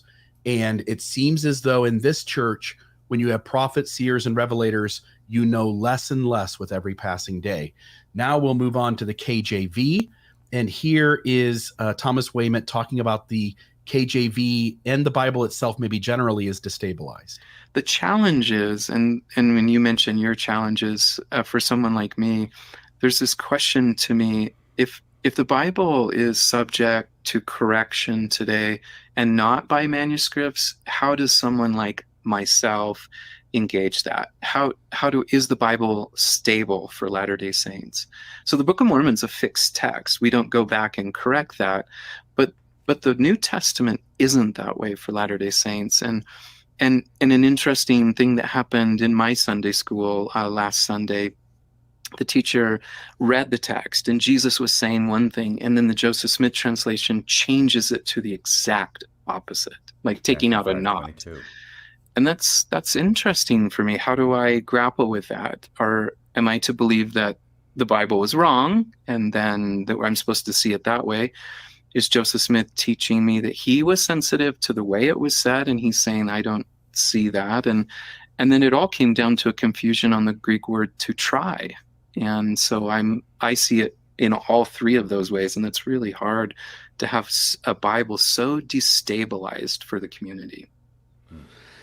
Yeah, I'll just note, I think what he's saying is that as we deal with the issues of the JST and we deal with the errors in the KJV and how weak of a translation it is, and then we deal with just the Bible generally and the problems it has in comparison to Mormonism, what ends up happening is you've essentially thrown out any idea that God is the mainstay behind it all, and hence everything related to the Bible and Joseph Smith's work with it is fluid and up for grabs, and it becomes very destabilized for the LDS community.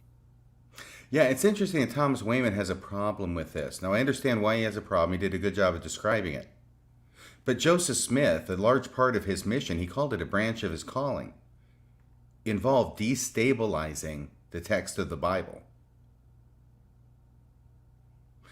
If we're looking at it from Thomas Wayment's definition. From Joseph Smith's perspective, he's restoring what was there originally in fulfillment of 1 Nephi 13. But that's what destabilized everything. And now we've got the King James Version, and we've got the Joseph Smith translation. And which is superior? And that's where he's talking, I think, about this destabilization. Yeah. I don't know that it's necessarily a bad thing in every way. I can see how it could be difficult in some instances because you don't have an authoritative text on which everybody agrees, so everybody can look at the same text and try and understand what it's saying. That's happened for 2,000 years, just with the New Testament alone, though I know it didn't come into existence till around 367. So almost 2,000 years. It's been a long time this has been going on, people looking at the same text and coming up with different interpretations. That problem is magnified if you don't have the same text. You know, that text is squishy.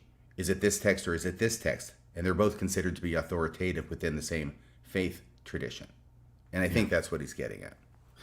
And then the next clip here, they're asking the question about us being stuck with the KJV, and they're posing reasons for it. And I'll just note, we are acknowledging them, which is one, the church showed preference to the KJV as the best English translation. But it goes way deeper than that. The KJV is deeply connected to the Book of Mormon. For instance, you and I, RFM, grew up with this Isaiah 29, they shall speak out of the ground as if from the dust, and all that whole thing. We've got the stick of Ephraim and the stick of Joseph. We've got we have so many connections in the Book of Mormon that really only make sense if we use the KJV in the false meaning that we've applied to those scriptures. That Mormonism, at least up until this moment, was better off intertwining the KJV with the Book of Mormon and leaving its members sort of ignorant of current modern biblical criticism. Mm-hmm. And now Thomas Wayment comes in and goes, guys, the KJV is not that great. In fact, it's really problematic. The Joseph Smith translation is really problematic.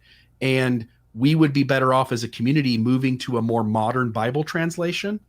And him and Rick Bennett in the soundbite are discussing why the church feels stuck with the KJV. I think that's one of the reasons why we stick with King James Version, is because that was the version Joseph Smith used. And so, because I remember last time you said, especially on the little minor changes that Joseph Smith made, that if we just updated the version of the Bible to a modern translation, a lot of those just disappear, those problems disappear. And I think that's one of the things readers said in the first edition of my translation. You know, why didn't you use the Joseph Smith translation? And I think a lot of people don't know that so much of the Joseph Smith translation is about the KJV, and a modern translation, because it renders it differently, doesn't have those same issues. So you really can't engage it. You can't put it in the footnotes even. What do you make of that, Bill? I think the church is in sort of a sticky position, isn't it? It's sort of stuck between a rock and a hard place, because its truth claims hinge on one narrative, and its ability to deal with the facts and the data hinges on a second narrative. And those two narratives say two very different things about what the church is, about who Joseph Smith is, and about what the restoration is. Yeah, it'd be great to have a better translation that's not so Elizabethan. It's more accessible to a modern reader. And that, at the same time, is not just a transliteration. It's not just a rephrasing like the Living Bible. It's actually another translation based upon better and older and probably more accurate manuscripts. Maven. Yes. I was just thinking how convenient it is, and I've mentioned this before, I think, on the show. Just it's only the problematic things that we have to come up with all of these excuses for. Joseph did mean this, or he didn't mean that, or this really kind of fuzzy language. I think it was a clip we already showed where Thomas said, like, I could see Joseph Smith, thinking this way. And on Saints Unscripted too, they said it, like, that he, I guess that Joseph Smith thought, I could have maybe worded that better, but it's sufficient for my needs now, where they said the quiet part out loud on that clip. Yeah, it's just real convenient. These kind of apologetic games never have to be played for things that line up really well.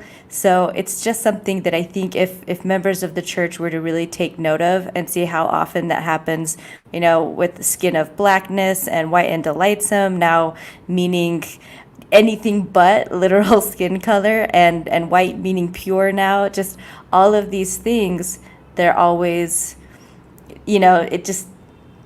these kind of commentaries never happen on anything else that isn't causing the church a problem. So I just think it's really, really convenient how there's always an answer, and we can always seem to, like, it's like a greased pig, just of anything we've said in the past, whatever we need to do to get out of a teaching of the church.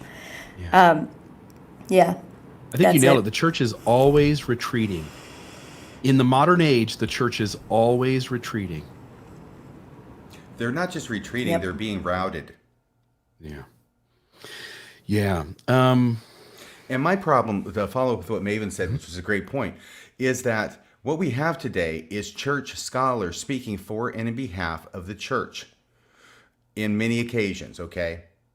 Who are now, their defense of Joseph Smith is to say he didn't mean anything he said. He didn't know what it was he was doing. He's the prophet of God. He's the one who's in connection with the divine. But he has not the faintest clue as to what he's doing when he says he is translating things. Because as the science and as the textual criticism, as all the field of this entire endeavor, Bible studies, advances further and further, we find out more and more that Joseph Smith was not doing what it was that he claimed to be doing. So I suppose you're left as a member of the church or a professor at BYU with two options.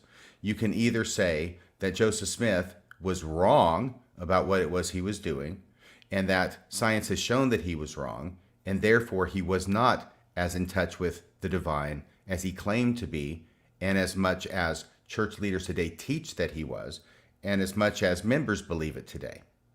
You could say that, or you could say, and that's not very faith promoting, or you could say, well, Joseph Smith just didn't understand what it was he was doing. He thought he was restoring what was had on ancient manuscripts, but really it was just sort of his study notes. And this seems to be what we see over and over. And I'm not sure which of those is the least faith promoting, because I don't find that second option very faith promoting either. And I don't think a lot of people in the church are. Yeah. And I'll just note, as people seem to be flocking to movements like the Snufferites, there seems to be a collective loss of excitement in the church, where people are realizing that all the cool claims we used to make, that we are retreating and watering them down. And there seems to be a sense in the church indicated by the movement to those groups and people leaving. And those are two very different movements in two different directions. That people in the church are going like, yeah, this isn't what we thought it was. This isn't as exciting as the 80s and 90s. This is just kind of like Methodism with a few extra books. Right. Yeah. It is. I mean, what do you say about a church where the main claim to spirituality in the church today is the ability to stay awake during general conference? Yeah, there you go. Okay, the next soundbite is malicious or sincere. This has to do with the translators and those wicked priests who corrupted the scriptures. And let's put this up on the screen. Here is that. That's true. It's hard for us to really, I think, say that Bible translators don't have motive. That's a hard thing. I've heard from a number of audiences that there's a perception that Bible translators are shifty people who have done kind of damage or treated the Bible without respect. But Bible translators are very careful. They're very skilled, and with the exception of a very small class of Bibles, these main Bibles, NIV, NRSV, ESV, these are excellent translations, and readers would do well to engage them. Yeah. That is a very different story than what the church gave us, right? The church told us that these other translations can't be trusted. They're inconsistent with doctrine. And then if we go back further, they told us that all the people who did all these previous translations, other than the KJV, were folks who were trying to distort the Bible. And then we're told, if we go back even further, the very people who put the Bible together and carried it through the first few hundred years were ones that intentionally messed things up. And what Thomas Wayment's doing is coming through as a scholar, and he doesn't want to say it directly, but what he's saying is, I don't care what church leaders told you over the last 200 years. The reality is that the translators actually had a lot of integrity and really did a good job. Right, and if I can make a few comments that have to do with the long ending of Mark. Please. All right. So basically, what has been known for a long time is that the last 10 verses or so of Mark are not present in the earliest and best manuscripts. And this is a significant point because it has to do with Jesus showing up. I mean, the resurrection. The original manuscript of Mark, which would be the scholarly consensus at this point, overwhelming scholarly consensus. First off, Mark is the first gospel written. Second off, there's no resurrection scene. All there is an empty tomb and a declaration from some guy, maybe an angel, I don't know, that he's not there. And then the women go fleeing from the empty tomb. Curtain comes down. End of story. That's it. And then at some point after that, it was decided that they wanted to make it a more complete ending with the resurrection of Jesus. And so if you read the ending of Mark now, those last 10 verses, you can see how they were cobbled together from resurrection scenes from the other Gospels. Okay, so that's the long ending of Mark. The first problem has to do with what it is that Thomas Wayment was mentioning earlier, which is in Joseph Smith's translation of the Bible. He doesn't come along to the long ending of Mark and say, wait a second, this shouldn't be here. This is not reflected in the earliest manuscripts. I'm trying to get back to the original manuscript, so I'm just going to cut out those last 10 verses. That's what he would have done if, in fact, he were doing what it was he claimed to be doing, which is restoring it to its original form. Instead, the long version is still there. All right? That's one problem. Second problem that Thomas Wayment did not mention, but that he knows, is that the long ending of Mark, or at least substantial portions and very identifiable portions of it, shows up in the Book of Mormon.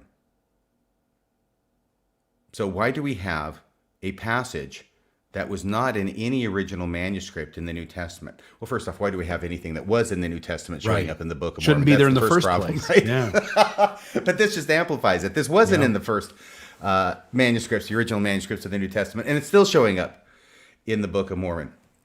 But having said all of that, my last comment about this long ending is that it's been there in the King James Version since 1611. And this has been the authorized version. I think that's what they call it over there in England.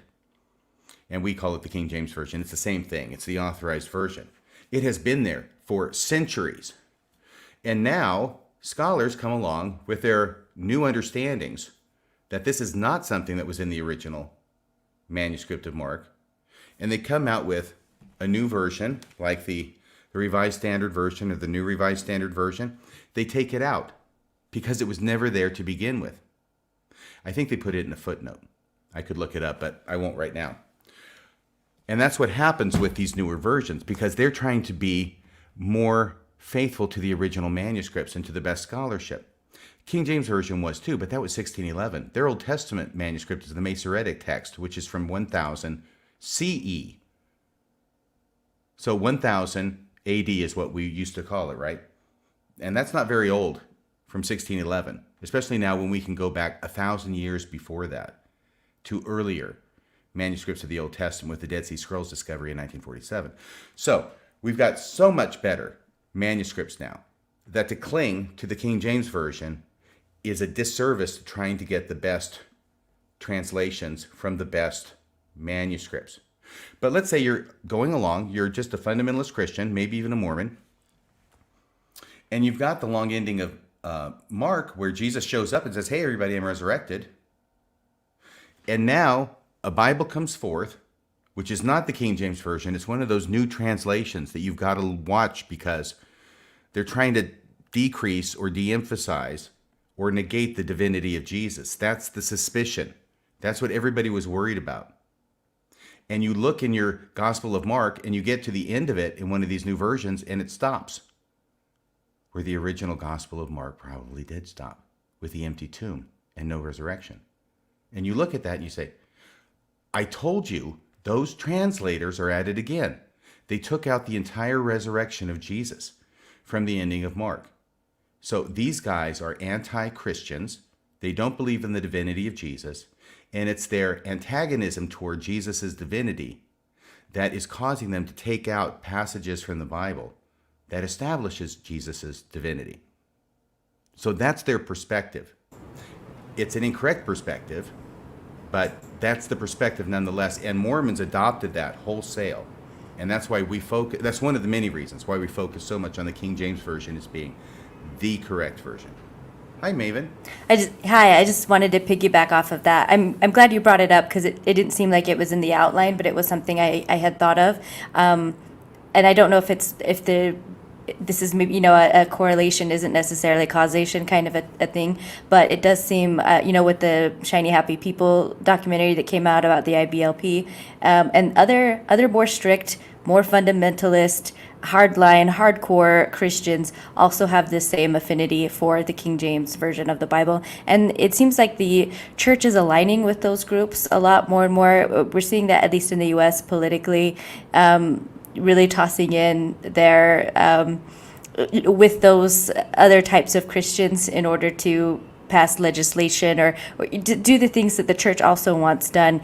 And it seems like it's those types of Christians that more often than not are the church's bedfellows versus the more progressive types of Christians, the ones using the new versions of the Bible and the ones who tend to be a little bit less hardline, a little bit less homophobic, a little less misogynistic or sexist. Those are not the Christians the church wants to align with. So it just occurred to me that this affinity for the KJV is just yet another thing that puts Mormonism with the fundamentalist, most hardline Christians. Thank you, ma'am. I think Wayment makes the comment, and I think I'd read this somewhere else too, where the ending in Mark was added, they think, around 200 years later. Oh yeah, it's substantial. It's not even close. Right.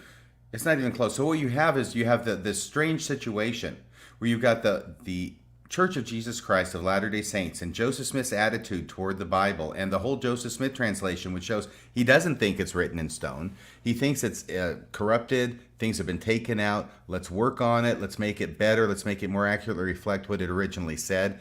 And he worked on that over and over and received a command from God to do it, for crying out loud. And yet, and let's also put in the article of faith, right? We believe the Bible as far as it is translated correctly. I think that might be number 8. I could be corrected on that. So it's even in the articles of faith. And yet, over the course of time, what the LDS Church has done is it has turned into one of these fundamentalist, conservative Christian groups that are sometimes called KJV only churches.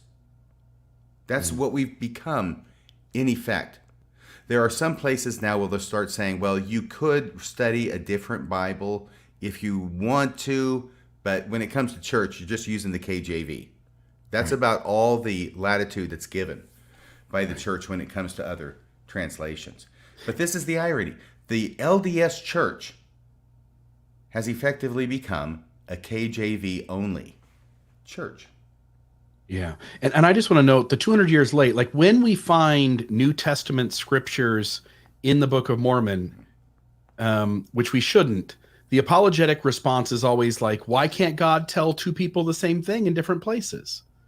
And the trouble is, when some of those scriptures are third Isaiah or things written into Mark 200 years later, and there's a host of these. There's 5, 6, 7 of these where they happen where they shouldn't. you end up with that apologetic argument doesn't really work. So you have to deal with it in some other way. Yeah, I would think that if I were advising the church, I would suggest that they do use a different translation, not only because it gets you back earlier, not only because it's more understandable and more accessible to the people who are reading it.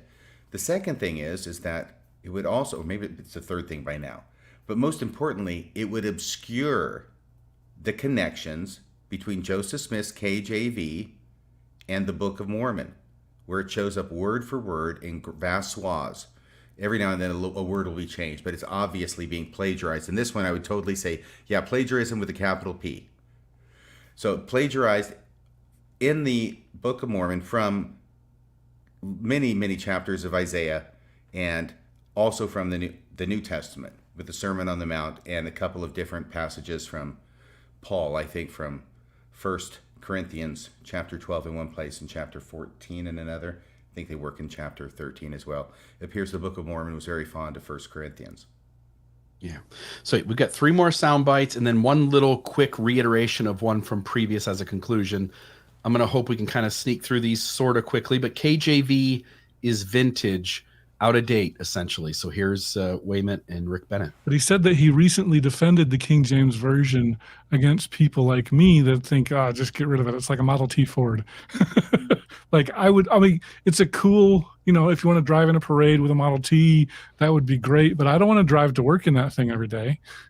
And that to me, that's how the King James Version is. And I would love for us to update our Bibles. We do this in other languages, but in English, it's like we're married to the King James Version.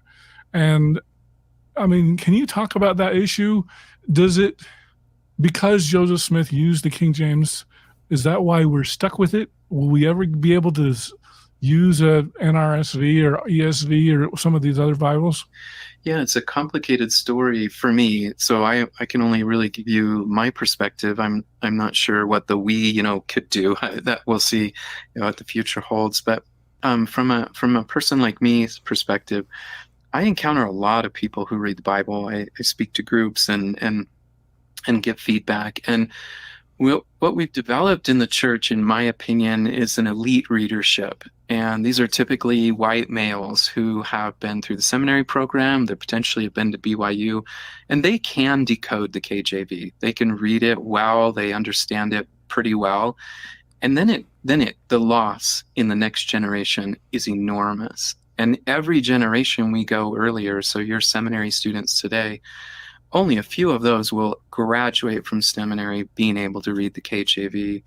And so to me, I cannot understand why we would kind of keep a text that we simply can't understand when there's an understandable version.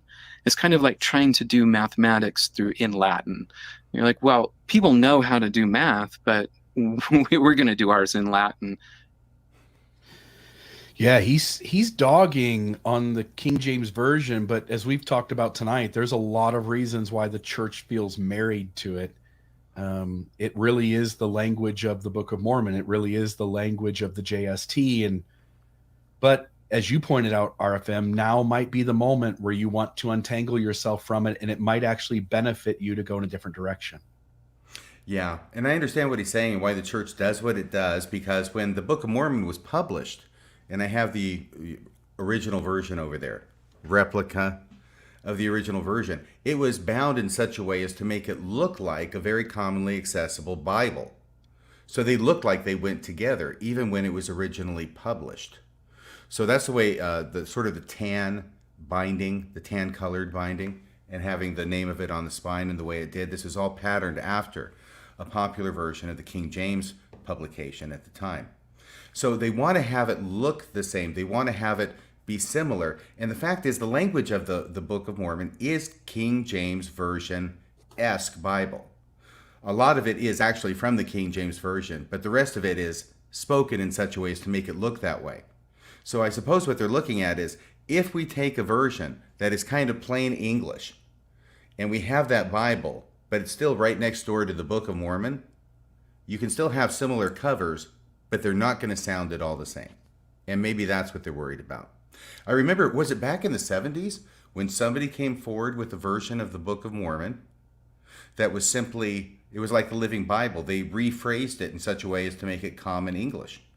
I don't think that was sanctioned by the church. I haven't looked at that in a long time. There was a paperback version that I saw in a bookstore back then. I didn't really know what to make of it at the time. But regardless of whether that was sanctioned by the church, and I don't think it was, it did not catch on. But maybe that's what they should do.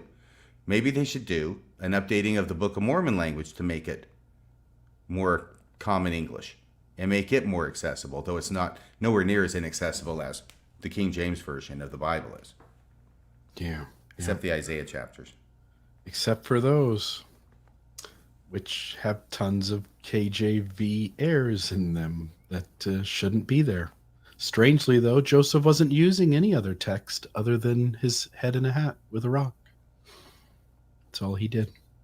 Okay, this is the 11th soundbite. This one has to do, they start to hint at the fact that the problem might be that it's 15 old white guys. By the way, in the last clip, he mentioned that the only ones who really seem to be able to decode the KJV is a very small percentage of LDS members who are scholarly, white males, and the rest of us are sort of at a disadvantage when dealing with that text, and that Wayment says we'd be better off moving on so that the entire church membership can benefit from reading the Bible. Can I say a couple things before you get to this next one? Please. I want to make sure we have lots of commentary about these clips so we can defeat the YouTube strike, when and if it comes, right? Okay. So, but no. First off, I got to disagree with Thomas Wayment here. I think that there would be plenty of people of color who would achieve the same level of familiarity with the language in the King James Bible in the LDS Church if we had more people of color. We've got plenty of women, and more of them are getting into these academic fields related to the Bible. And I think that there are tons of women who can understand it just as well as the men. But it does require an additional discipline that you have to understand the language before you can understand the Bible. And what Thomas Wayman is saying, I totally get. Why go through the first thing? Why do math in Latin when you can just do math in English or whatever your language is? Why have to learn Latin to do math? Why have to learn Elizabethan language in order to do Bible studies? I got it. That makes sense. However, I've got a story, okay, which illustrates what he said. And I remember this for some reason. This is back when I was at the University of Texas at Austin. I'm at the Institute building, which is also where we had classes. There is a lobby there. There's a couple of sofas out there on either side of the doorway. And it was a Sunday, and over here on one couch is a guy who was a member of the church, and I can't remember his name, and that's fine. And he's reading the Old Testament to this other person and trying to explain to them this story, which he thought was important. And the story was where, in the Old Testament, Genesis, where Isaac is giving the blessing to Esau, and you remember what Jacob does, or is it Joseph? No, it's Joseph.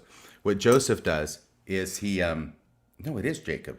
Jacob switches with Esau. Remember, he puts on all the hair and everything, so he fools his dad into thinking that he is actually his brother, who's the older one who gets the birthright, blah, blah, blah, blah, blah. All this goes to say is that the word unwitting is used in the King James Version there. And what it says is that Isaac, who is legally blind at this point and can't see for beans, right? His boys are brought in front of him, and he doesn't do this to give the blessing with his right hand on the favored son. He does this. Remember, he crosses his hands so that Jacob ends up getting the blessing, the preferred blessing with the right hand. And what it says, he did it unwittingly. Now, that is not a phrase or a word that's used very much today in common discourse. We would say unknowingly. It's used a little bit in law, maybe as a defense to the possession of something you're not supposed to have, like drugs, to show that it was an unwitting possession, that you didn't know it was drugs. You didn't know you had the drugs. They just happened to be on your person in some creative way that you didn't know. So unwitting possession.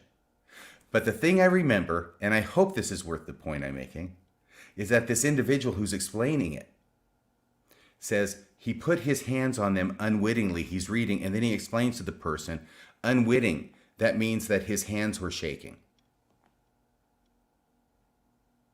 Now, this individual who's doing this, he doesn't know what unwitting means.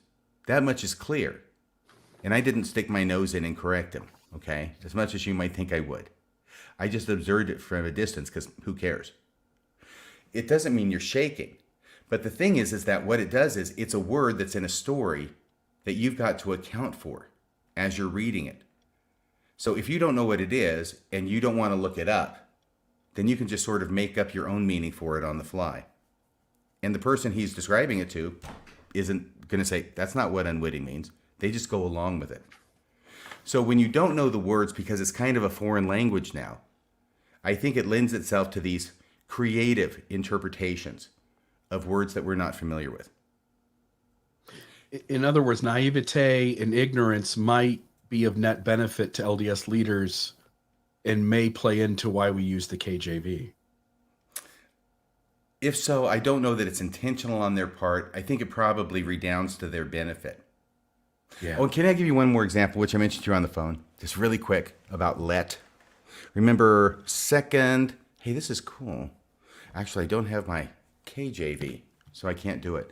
But it's Second Thessalonians chapter 2, where they have the seminary scripture about the apostasy, that not be troubled by letter or by word or by letter as from us, is that the day of Christ is at hand. Let no man trouble you by any means, for that day shall not come except there come the falling away first, and that man of sin be revealed, the son of perdition.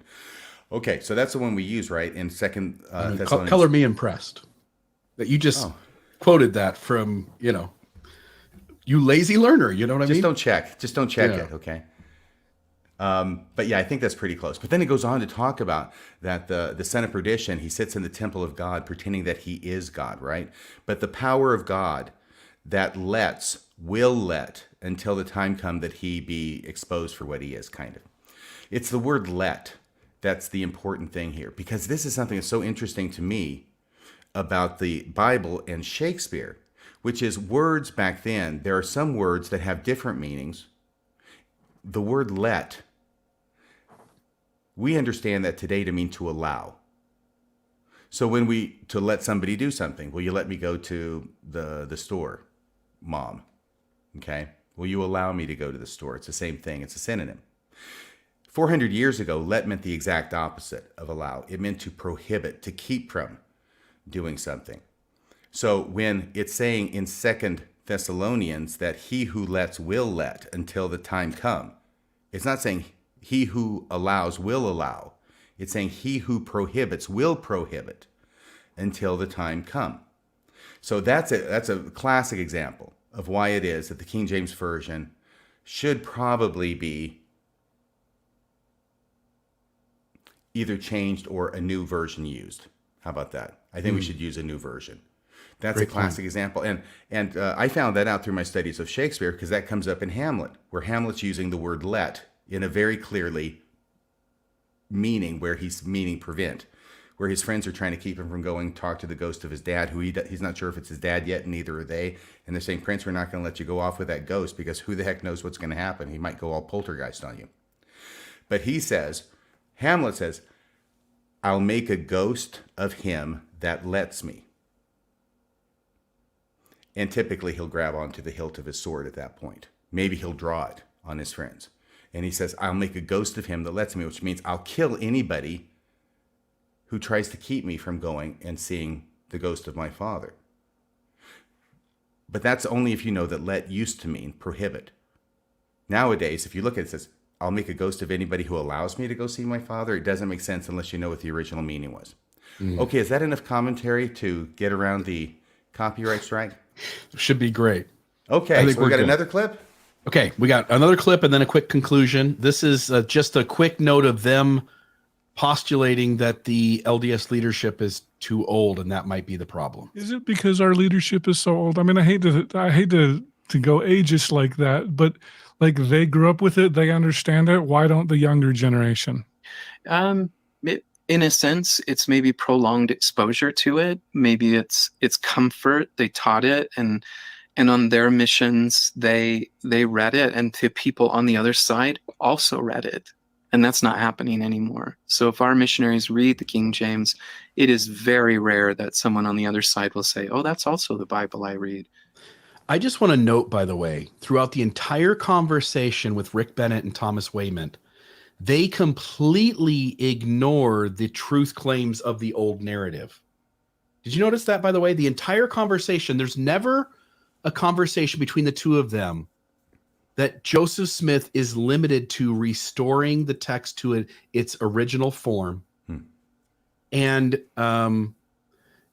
that Joseph Smith, or that the King James Version has been promoted by LDS leadership as the most doctrinally consistent version. They have avoided those 2 points in their entire conversation. And I have to wonder, because they're both old enough to know better. They both grew up with the Mormonism you and I did. Mm-hmm. One has to wonder why they ignored the obvious. Well, you'll also notice that at no point that I heard in either the Gospel Tangents discussion with Professor Wayment or the Saints Unscripted program, at no point do they go immediately and at the outset to what everybody always used to go to, which was 1 Nephi chapter 13. So now 1 Nephi 13 becomes a passage that is rendered, it's put in the closet. We're not going to use that anymore because it doesn't match our narrative. And it's going to join several passages from 3rd Nephi. I want to do a podcast about this sometime, which are the secret chapters of 3rd Nephi, which are the ones we never talk about. Because in very short order, what it is that Jesus prophesies there to the Nephites about what's going to happen in the last days did not end up happening with Joseph Smith. And so, just very briefly, it talks about how all the converted Gentiles are going to gather in one place into the New Jerusalem. And then the Native Americans, the descendants of the Nephites, well, they all died, but the descendants of the Lamanites are going to be converted. They're going to join them, and then they're going to go out and destroy all the other Gentiles who are not smart enough to become Mormons. And then they're going to rule and reign over the country. So pretty soon after, in the history of the church, that was shown that didn't happen.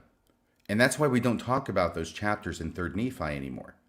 And I think that 1 Nephi 13 is going to be joining those chapters in 3rd Nephi, because what it is they predict, what it is they talk about didn't happen. So we'd rather not mention them in polite company.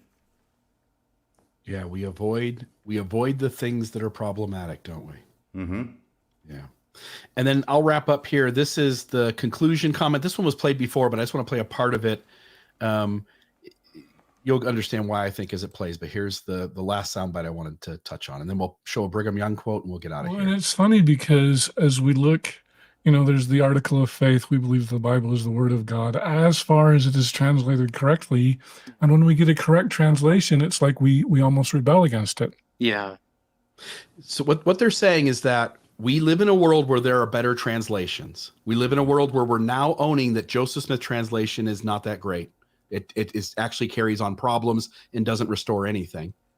And the KJV is problematic because it's an old language and it carries forth so many errors.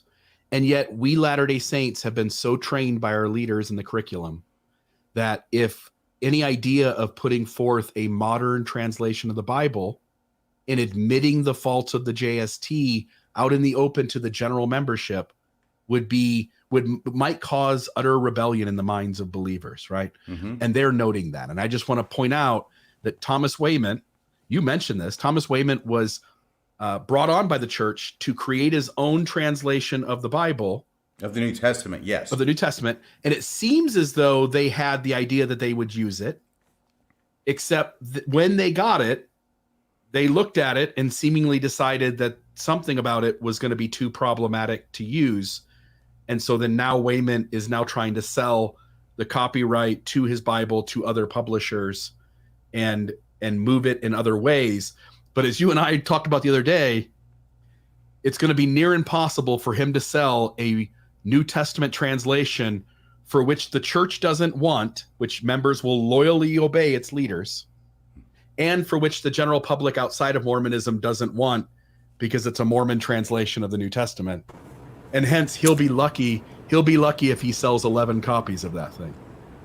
I'm going to, I know it's covering my face here now, but Steve Pinecker with Mormon Book Review said this earlier, so I've got this quote up on screen.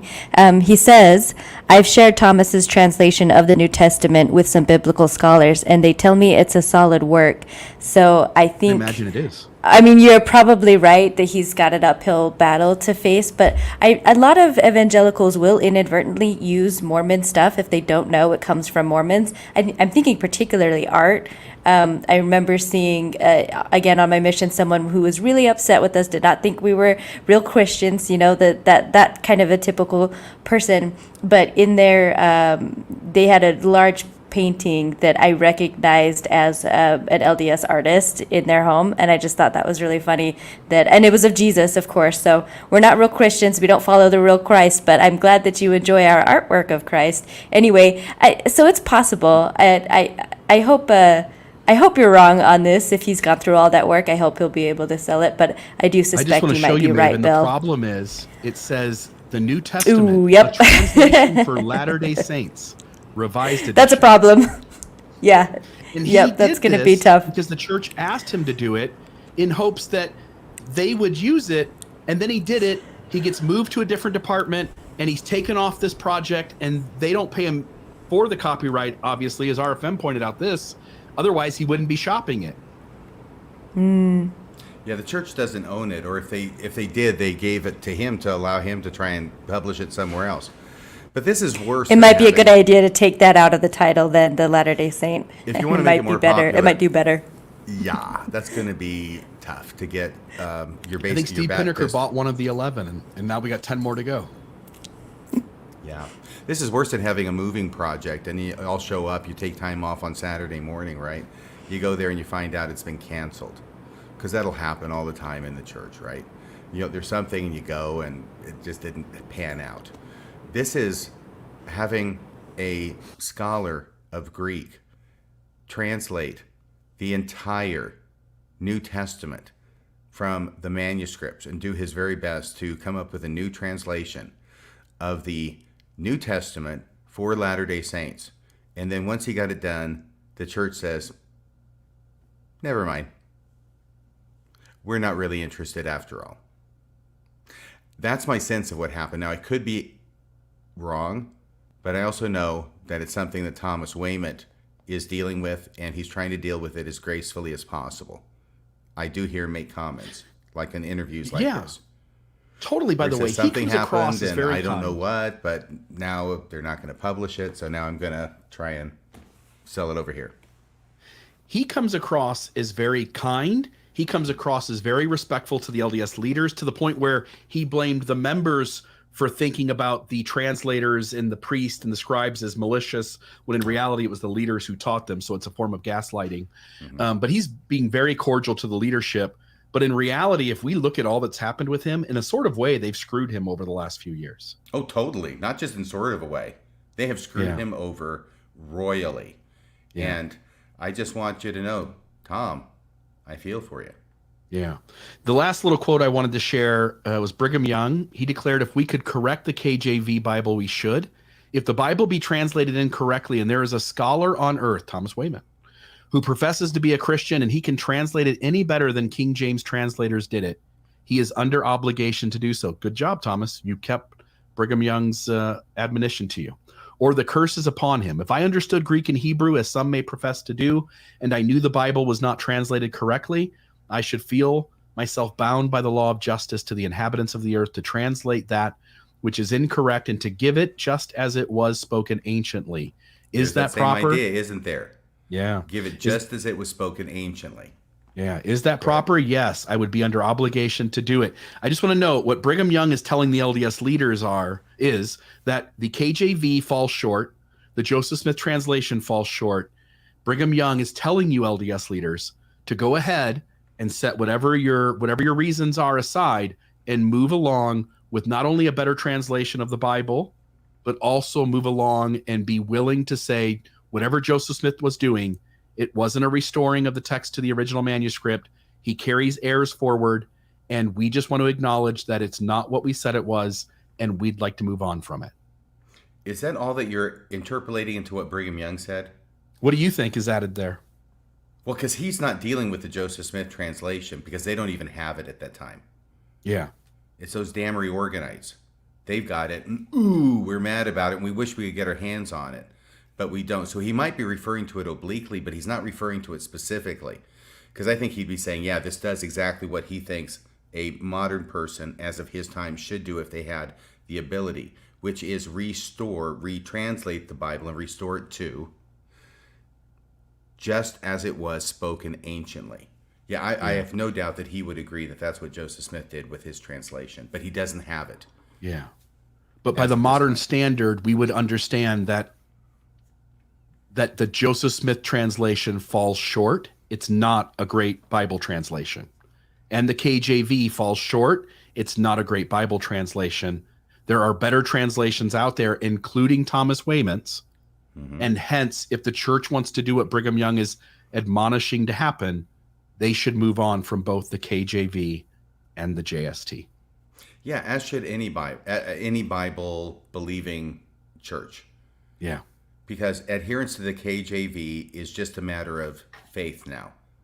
It's a matter of religious belief. It's not an attempt to increase our understanding and get a better translation from better manuscripts. Right. And the same thing with the JST. It's inferior.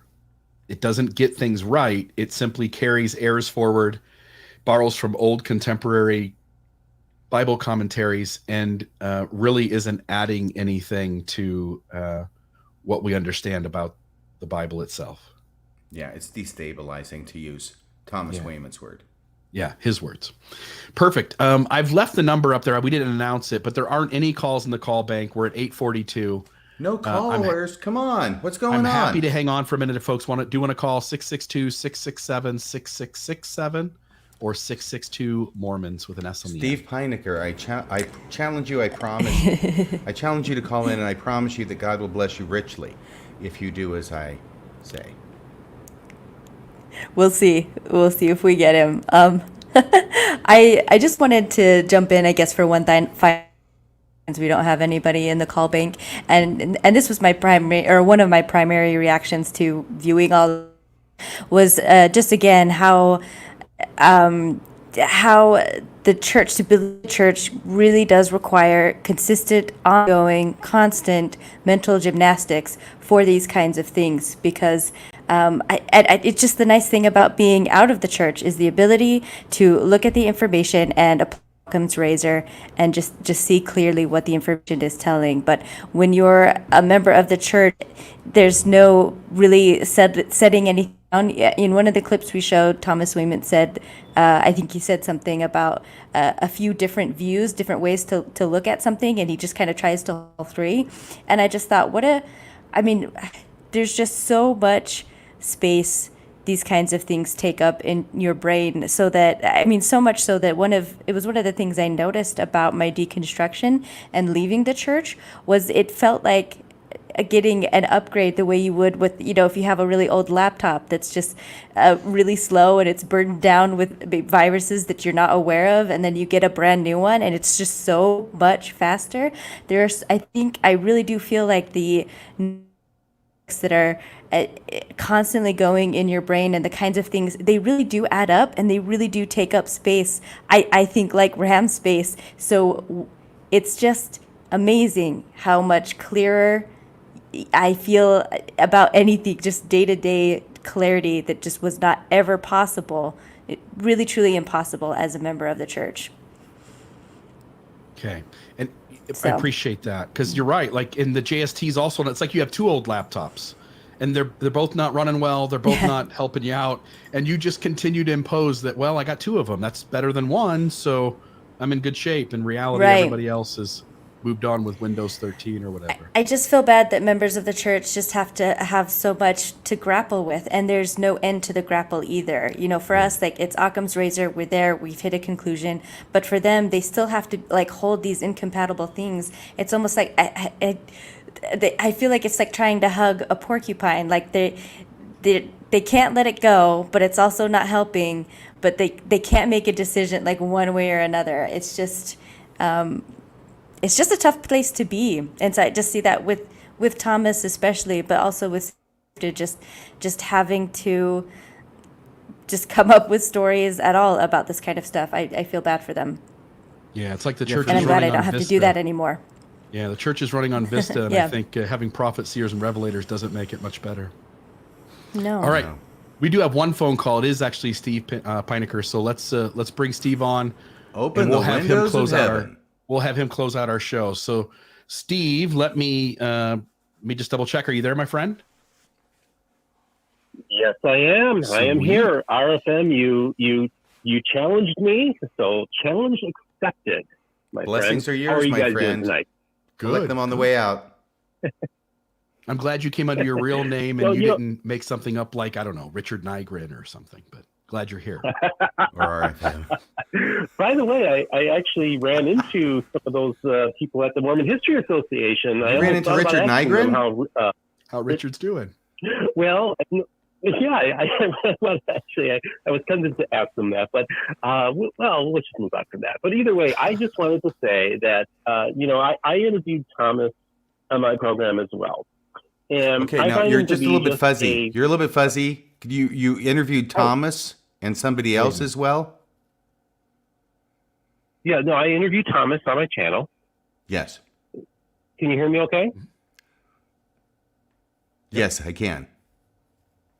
Okay, I'm just making sure. So I interviewed Thomas on my channel, and what was so interesting was when we had the interview, he talked about what happened is that the first edition sold very well, which caught the church off guard, and it kind of led to events that ultimately caused it to no longer be carried by the church.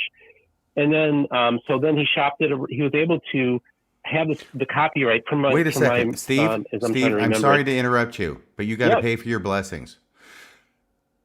You're saying that I have to the first edition of Thomas's New Testament translation sold very well, and because it sold very well, the church pulled the plug on it. I don't understand that. Because they weren't expecting it to do as well as it did. And so why did they pull the plug? Do you think? So, because I think that they thought it would just be kind of this like little niche thing, and it would be like, oh look, we put out this translation, and it ended up selling like gangbusters. And I don't think that they just weren't prepared for that. And so it's just really interesting what the development that happened with that. So and as a result, it caused a lot of commotion, and as a result, they decided to pull it, even though it was selling very well, because it was kind of viewed, because I think they were getting a lot of feedback from people who were like KJV only type people, and they were concerned. So I think there was a lot of politics that was happening at the time. And so, but then, so Greg Hopper's book now is published the second edition of the version. And from my understanding, it's actually selling very well. So and from what I've been told from Thomas is hearing from people that that edition, or that his translation is actually being used on the ward level. So it is interesting to see this development and to kind of document it as well. So that's kind of my take on the whole thing. And like I said, his version essentially is a solid translation. It's done within the tradition of the ESV, which is considered to be a really solid translation within the evangelical world. And so I think it's a really cool thing to kind of see that it is actually being used by regular LDS folk, and it's being used on the word level, which is something that would have been unheard of just a few years ago. Yeah. And I just want to be crystal clear, Steve. I think Thomas Wayment's work is stellar. I think Thomas Wayment is stellar. My fear would be, and I'm glad that you're saying it sold well, when you make a New Testament translation for Mormons and the LDS church doesn't preference your translation, there's already a narrative working against you. And then anybody outside the church, I would perceive as not really being excited by what a Latter-day Saint translation would look like. And so my gut would have said that this wouldn't have sold well at all. And so I'm quite surprised to hear that. No, Yeah, Steve. if you watched my interview with him, Steve. It shocked them. They actually, yes. You see this? Can you see from where you are? I'm here. I'm holding Yes. up the new Yes, the Oxford new Oxford Annotated Bible. Annotated It's the New Revised Standard Version. I cannot tell you what hell I caught for using this 15 years ago in gospel doctrine class. So you're right. If there's a change, it's new, because I can't believe the church has changed that much. I'm glad some people are able to use it, but I've got to think that they probably are getting pushback too, because it is the KJV all the way down the line as far as most members are concerned. Was the first edition sold at Deseret Book? Yes. The second edition not, though, correct? That I can't answer that. You have to check with Greg Copper Books on that, but I don't believe so. But yeah, no, that was the biggest surprise, is that they sold out. Like they had like 2 or 3 print runs that sold out thousands of copies like almost immediately. Yeah, that explains it. It was a really remarkable thing.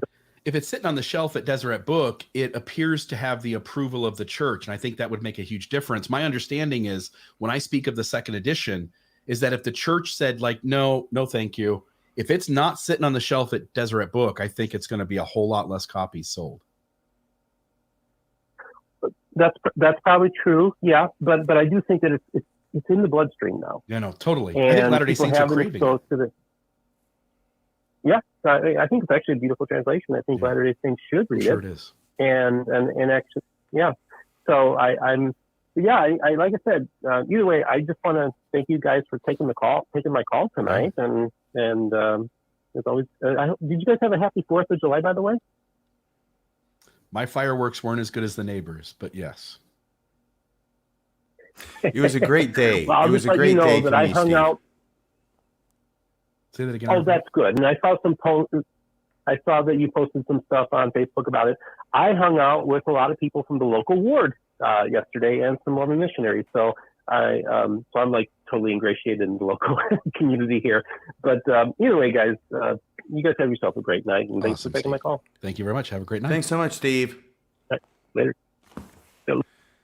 So that's the only call to the show, and I had to solicit it. I was just going to take that one, only because it's 8:53, and I when he called, I knew we'd have a good conversation with him, and then I ended the calls for the show. By the way, Steve Pinecker has a show. It's a Mormon book reviews. You might want to check that out. Even though I understand that the real brains behind it is Rebecca Biblioteca, and that Steve Pinecker is just a stooge puppet frontman. At least that's what Rebecca tells me. You heard it here first. You're always stirring the pot, aren't you? Hey, I'm sorry. I'm just telling the truth. Oh, man. Thomas, I really do hope at some point that the church does move on from the KJV, and I hope they take seriously the opportunity to use a good Latter-day Saints translation, which is yours. And I do wish you luck. I have nothing about you in what I said tonight, just the situation of being placed sort of in no man's land by the church backing away from having had you do that and then not using it. Yeah. So anything else from you, RFM? No, that's it. I'm looking forward to next week, and I think that I know what we'll be talking about, but I've got to do a lot of work to get ready for it. Okay. Have a great night, everybody. Please donate. Go to Mormonism. Sorry, I almost did one of the other ones. MormonismLive.org and click the donate button. RFM and I, Maven, we spend a ton of time prepping for these every week. Please, folks, we survive on donations. $5 a month, $10 a month, any of that would be great. And I don't know if we put it up in the comments today, but there is a subscriber URL. I'll put it in the show notes so folks can join the mailing list. We do send those out every month or two. A little email telling you about something we're doing within Mormonism Live or within Mormon Discussion, the entity. Have a great night. RFM, thank you so much for the work you put in. Maven, thank you as always. And folks, we really enjoy putting on a show for you and hope you enjoyed it. Thanks a lot. Bye-bye, everybody.